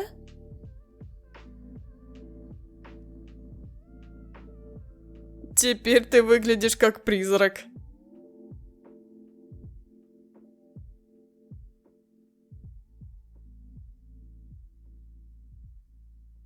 Это уже перебор. Не перебор, а месть. Это мой кухонный свитер, который ты испортил. Это уже не готовка, а война. Война? Ты думаешь, я сдаюсь? О, это шедевр. Это больше похоже на поле битвы после катастрофы. Ладно, признаю, это была не лучшая идея. Зато было весело. Ладно, пошли переодеваться и умываться.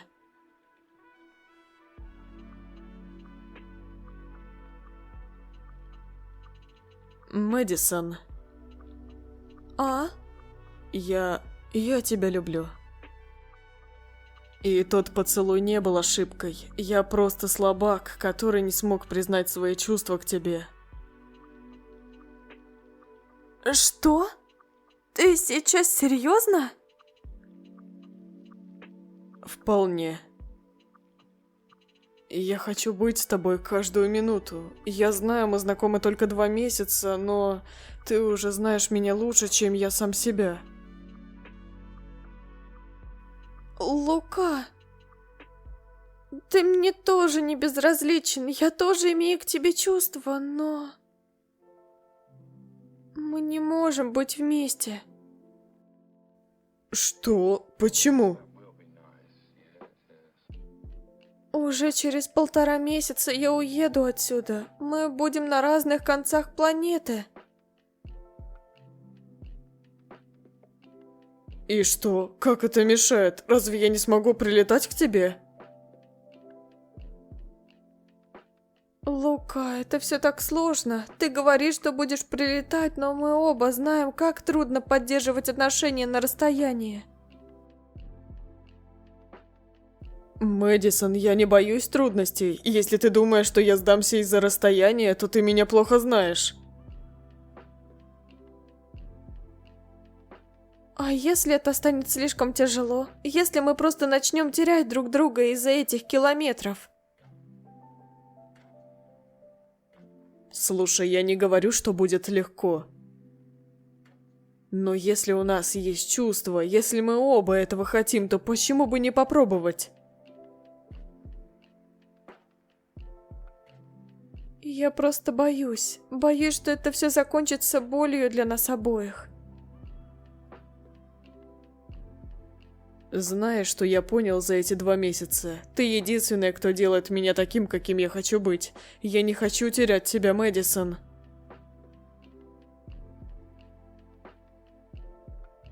Ты говоришь это так уверенно? Потому что я уверен. Давай не будем думать о том, что будет через 1,5 месяца. Сейчас ты здесь, и я здесь. Давай просто быть вместе. Ты правда веришь, что мы справимся? Я не просто верю, я это знаю. Хорошо. Но давай договоримся, что если станет слишком трудно, мы будем честны друг с другом. Договорились, но я обещаю, сделаю все, чтобы мы были вместе. Хорошо, Лука. Ну так что, Мэдисон, ты станешь моей девушкой? Да!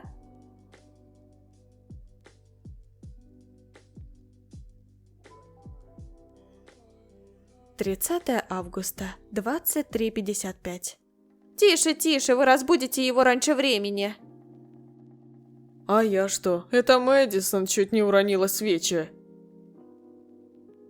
Я? Да это ты наступил мне на ногу, а я чуть не упала. Вы оба неорганизованные, как 2 слона в посудной лавке. Все, готово? 1, 2, 3. С днем рождения, Лука! Что? Вы серьезно? Конечно, мы не могли пропустить этот момент. Мы же знаем, как ты обожаешь, когда тебя будят в полночь. Обожаю, особенно когда я заснул всего 10 минут назад. Не ворчи хотя бы сейчас. Любимый, загадывай желание. Твоя идея была лучшей. Ты делаешь этот день особенным. Ну, я старалась. Ладно, голубки, вы там уже закончите со своими особенными днями. Сара, дай минуту. Они же почти как молодожены. Ой, Марка, хочешь, я тебе тоже свечку задую? Все, хватит дразнить. Давайте есть торт. Ну что, Лука, какие планы на день рождения? Да не тяни, мы ждем что-то грандиозное. Ну, я, может, и не лучший организатор, но... Лука, только не говори, что у тебя ничего нет. Спокойно, мисс недоверчивая, я арендовал яхту еще неделю назад. Что? Яхту? Лука, ты серьезно? Это звучит как мечта. Ты хочешь провести свой день рождения на воде? Именно. Думаю, это будет идеальный способ отметить. Ветер, вода, солнце, никаких забот. Лука, я поражена. А где именно? Недалеко от берега. Мы будем кататься весь день, а потом устроим небольшой пикник прямо на борту. Ты скрывала-то от нас целую неделю. Лука, да ты нас удивляешь. Это лучше, чем твои прошлые идеи с походами или вечеринками дома. Хотел сделать сюрприз, ну, почти получилось. Ну ладно, капитан Лука, когда отправляемся? Сегодня утром в 10. Приготовьтесь, возьмите купальники, полотенце и хорошее настроение. Это будет эпично. Я уже предвкушаю, как Марко упадет за борт. Ха, очень смешно. Ставлю на то, что это будешь ты. Так, у меня есть купальник, полотенце. Что еще нужно? Возьми крем от загара. Мы все знаем, кто тут больше всех сгорит. Ой, да ладно тебе, лучше сам не забудь кепку, а то потом жаловаться будешь. У нас точно все есть? Лука, ты организатор, проверь. Почему все думают, что я отвечаю за все? Потому что это твой день рождения. Окей, у нас есть еда, напитки, музыка. Что с развлечениями? Мы просто будем сидеть на яхте и смотреть на воду? А ты что, ждешь клоунов и фейерверков? Расслабься, это будет день для кайфа. Ну, я бы не отказалась от надувного матраса. Хочу немного поплавать. Матрас будет, я подумал обо всем. А еду кто берет? Это на мне. Только ты не переборщи с авокадо, это не пляжная вечеринка в Лос-Анджелесе.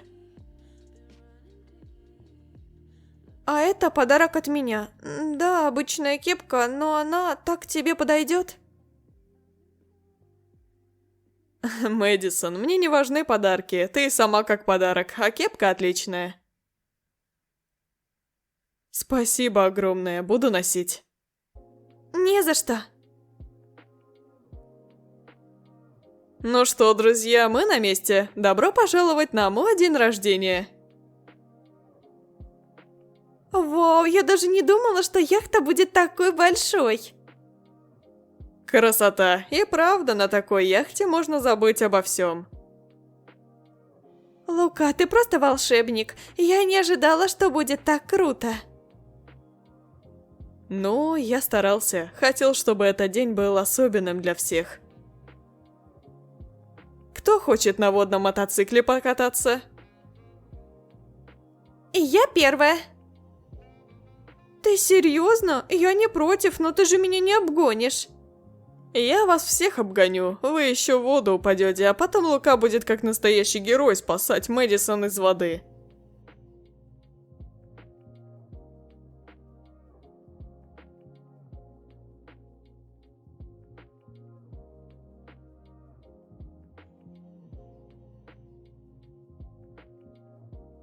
Ты меня не догонишь. О, ты так думаешь? Я сейчас на полную скорость. Ты же знаешь, что я не отстану. Я родилась с этим чувством скорости. И я уже вижу, как ты мне сдаешься. Я готова к финишу. Ой-ой, смотри, кто тут начинает хвастаться. Ха, я выиграла. Лука, ты бы хоть раз признал, что проиграл. Проиграть? Я? Никогда.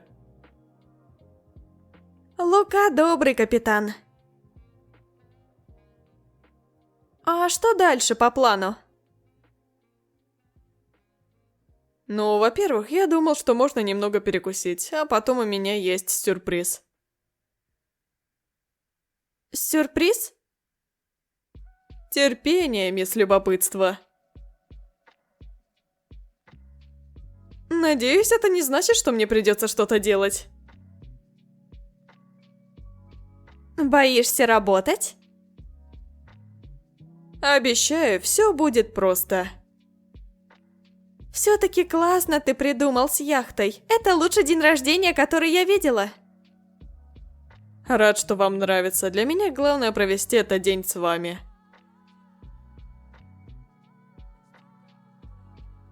Ты что-то прячешь? Может быть, просто жди.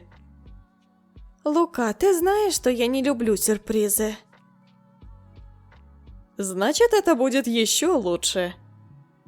Вторая часть моего дня рождения начинается через 15 минут. Готовьтесь к самому яркому моменту. Ну что, готовы? Мэдисон, иди сюда. Хочу, чтобы ты запустила это шоу. Шоу? Лука, что ты придумал? Просто нажми на кнопку.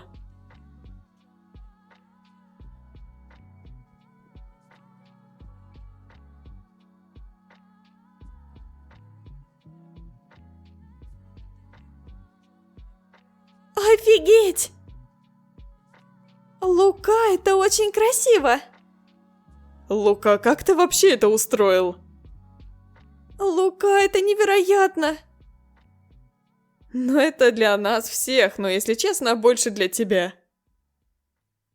Ну, теперь это точно лучший день рождения, который я видела. Ладно, признаю, ты превзошел себя.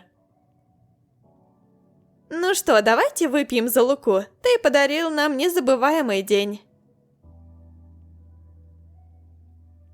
Спасибо, ребята. А я вот жду, когда Лука скажет, что у него есть еще один сюрприз. Ты меня знаешь слишком хорошо, Марко. Ну, это уже для души. Хотите, сыграю что-нибудь? Конечно! Конечно!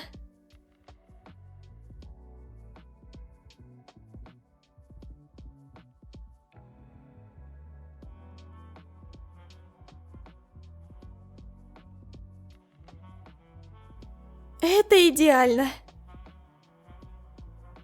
Рад, что тебе нравится. Наконец-то мы дома. Реально, а то я так устал. Это был офигенный день, тебе уже 20 лет. Согласен. Что такое? Вспомнила, что послезавтра я уже улетаю отсюда домой. Меня там ждет семья и учеба. Я знаю, я все время об этом думаю. Ты стараешься не показывать, но я вижу. Ну да, скрывать от тебя что-то сложно. Эти 3 месяца были лучшими в моей жизни. И в моей тоже. Я бы хотел, чтобы они длились вечно. Мне страшно, Лука. Я боюсь, что расстояние все испортит. Послушай меня, я не хочу, чтобы ты переживала. Мы справимся. Ты так уверен? Да, потому что я люблю тебя, и это сильнее любых километров. Я тоже тебя люблю, но... Никаких «но». Мы найдем способ. Пусть это будет сложно, пусть будут моменты, когда мы будем скучать друг по другу, но я готов бороться за нас. А если я не выдержу? Тогда я приду за тобой, где бы ты ни была. Ты не одна, Мэдисон, и я не собираюсь отпускать тебя просто так. Я тоже не хочу, чтобы это заканчивалось. Тогда это и не закончится.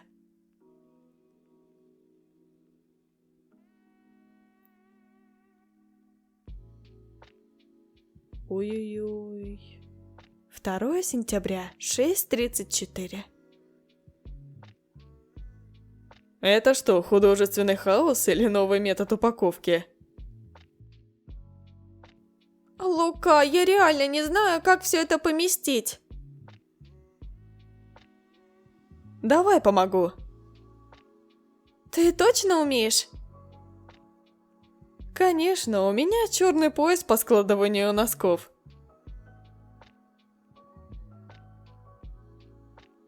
Лука, ты мне сейчас платье помнешь. Ну, оно теперь компактное, смотри. Ладно, я займусь одеждой, а ты лучше разберись с обувью. Окей, но если я порежусь об твои каблуки, ты мне обязана ужином. Лука, это не каблуки, это оружие самообороны.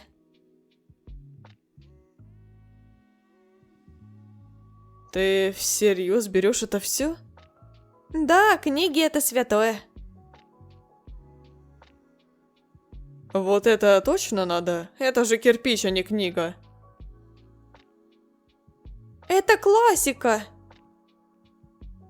Ну ладно, классика, но ты уверена, что хочешь платить за лишний вес? Ты ничего не понимаешь. О, любовь моя, ты свет моей жизни. Все, хватит, с тебя хватит книг. Ну, это было сложнее, чем я думал. Спасибо, что помог. Без меня ты бы не справилась. Еще как справилась бы. Ладно, чемодан готов, что дальше? Надо проверить документы, а еще второй чемодан. Ну все, я сдаюсь. Хорошо.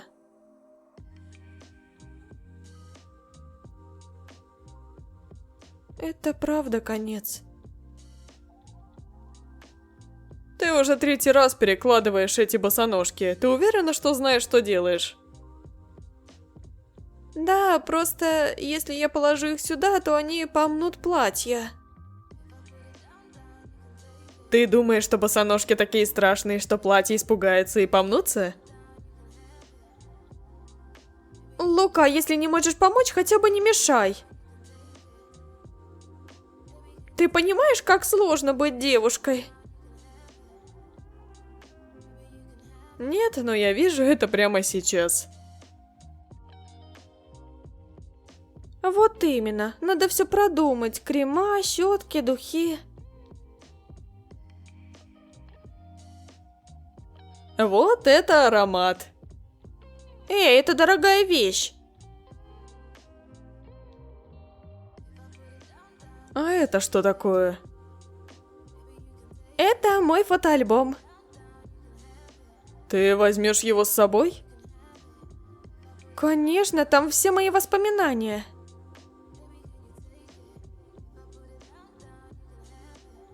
Смотри, это наш первый поход в лес. Ты тут такая счастливая. Потому что я тогда не знала, что вы с Марко потеряетесь и придется вас искать. Это был тактический ход. Ага, конечно. Ой, я чуть не забыла. Что там? Мои серьги и кольца.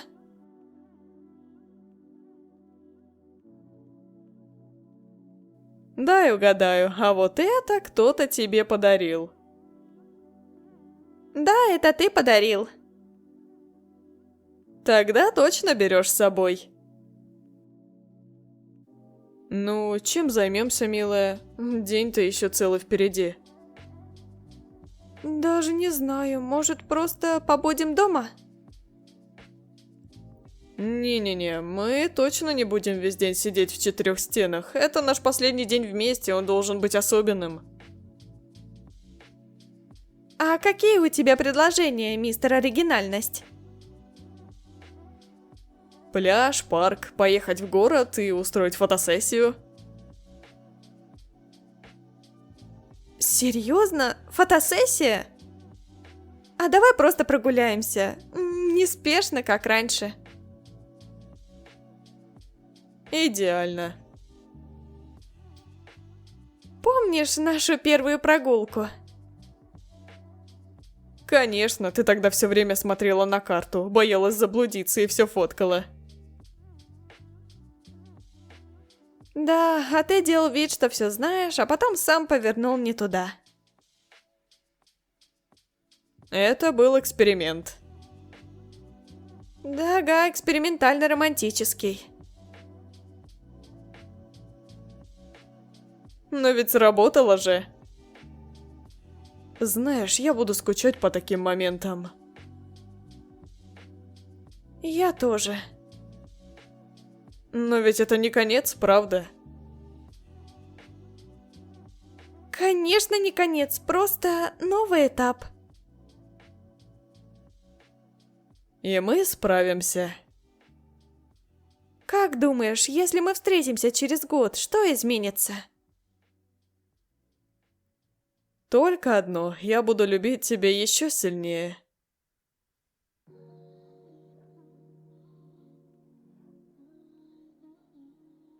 Что это, проектор?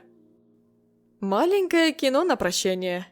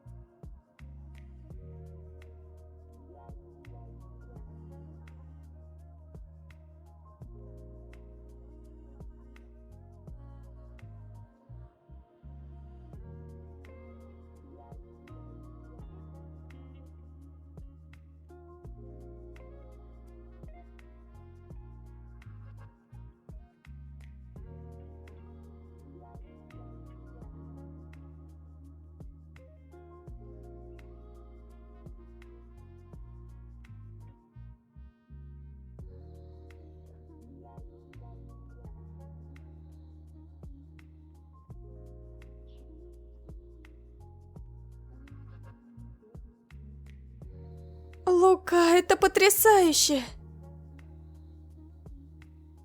Я хотел, чтобы ты запомнила все, что мы пережили. Я никогда тебя не забуду. А я никогда не перестану тебя любить.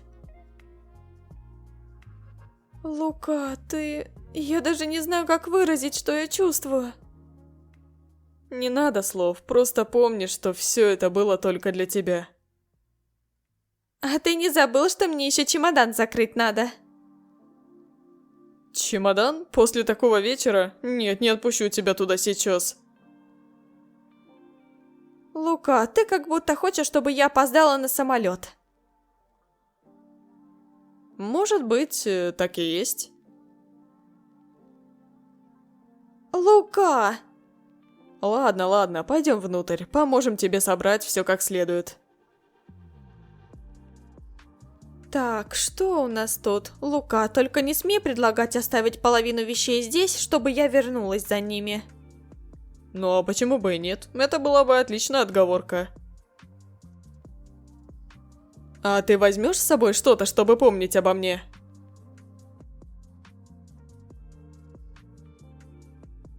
Думаешь, зачем я носила это все лето? Ты правда его ценишь? Конечно, это напоминание о тебе. Подожди минуту.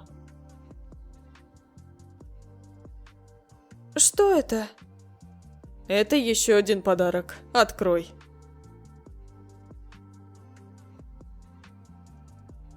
Лука, это потрясающе! Скажи, Лука, ты веришь, что люди, которые действительно важны друг для друга, никогда не теряются? Я уверен в этом, потому что ты для меня это нечто большее, чем просто воспоминание. Я тоже так думаю. Ну что, как там твои чемоданы? Почти собрала, но все равно не могу поверить, что завтра я буду далеко от тебя. Ты еще вернешься, Мэдисон, и не раз. Я не уверена, все будет не так, как раньше. Это не значит, что мы не сможем поддерживать друг друга. Мы будем в контакте, правда? Да, конечно, мы найдем способ, просто мне так не хочется уезжать. Ты действительно что-то забыла, или ты просто хочешь отложить момент прощания? Наверное, и то, и другое. Это так тяжело. Ты не одна, я буду рядом. Даже если мы не в одном месте, мы с тобой через все пройдем. Это очень важно для меня. Если тебе будет грустно, напиши мне. Я не хочу, чтобы ты чувствовала себя одинокой. Ты всегда можешь рассчитывать на меня. Ты не представляешь, как это много значит для меня. Я думаю, все готово. Ты уверена? Да, мы сделали все, что могли. Теперь только самолет.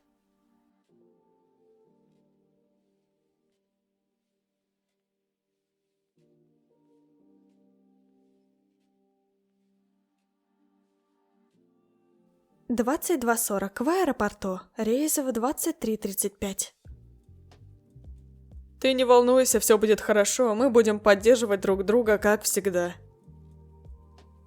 Я знаю, но все равно это как-то сложно осознать. Я уже почти не могу поверить, что уезжаю. Буду тебя ждать. Не забывай об этом. Мы будем скучать по тебе, Мэдисон. Ты правда оставишь здесь частичку своего сердца? Все будет хорошо, мы с тобой всегда будем на связи. Ты не одна, помни об этом. Ты точно все собрала? Да, все, спасибо, что приехал со мной.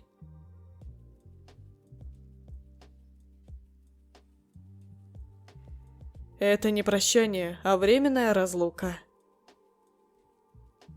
Я не могу поверить, что это происходит, честно. Я тоже. Не уходи из моей жизни, Лука. Я буду скучать по тебе каждую секунду. Я не могу уйти, потому что я здесь, а ты всегда будешь в моем сердце. Мы с тобой это переживем. Мы подумали, что ты не можешь уехать без нас. Вы что, серьезно? Я думала, вы дома. Мы всегда с тобой, Мэдисон. Даже если ты уезжаешь через 10 минут, мы в любом случае не могли бы не прийти. Спасибо, ребята, вы настоящие друзья. Ты обязательно вернешься, правда? А если не вернешься, то мы приедем к тебе. Да, конечно, вернусь. Обязательно. Ребята, спасибо, что пришли. Я думаю, мы все поедем домой с хорошим настроением, несмотря на то, что она уходит. Мне уже пора. Я очень тебя люблю и не забуду, обещаю. Обязательно напишешь, когда доберешься. Я обязательно вернусь. Обещаю тебе, Лука. Ты всегда будешь в моем сердце. Мы еще увидимся. Пожалуйста, не забывай обо мне. Я буду скучать.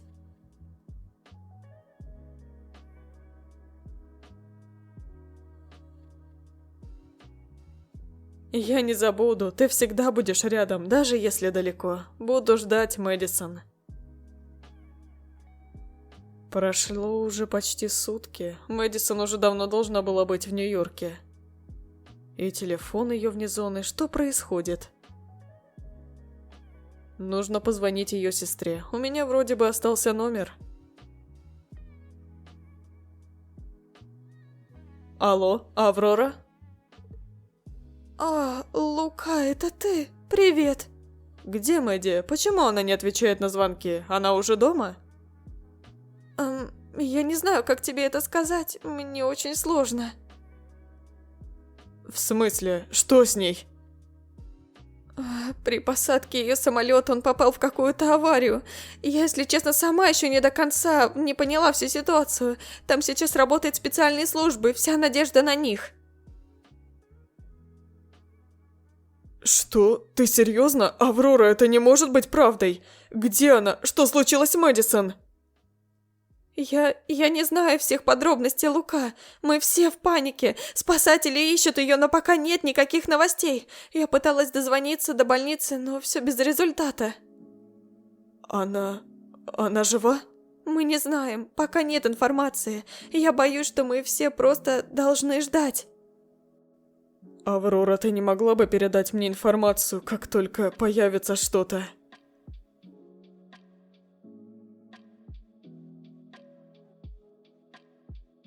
Почему Аврора соврала?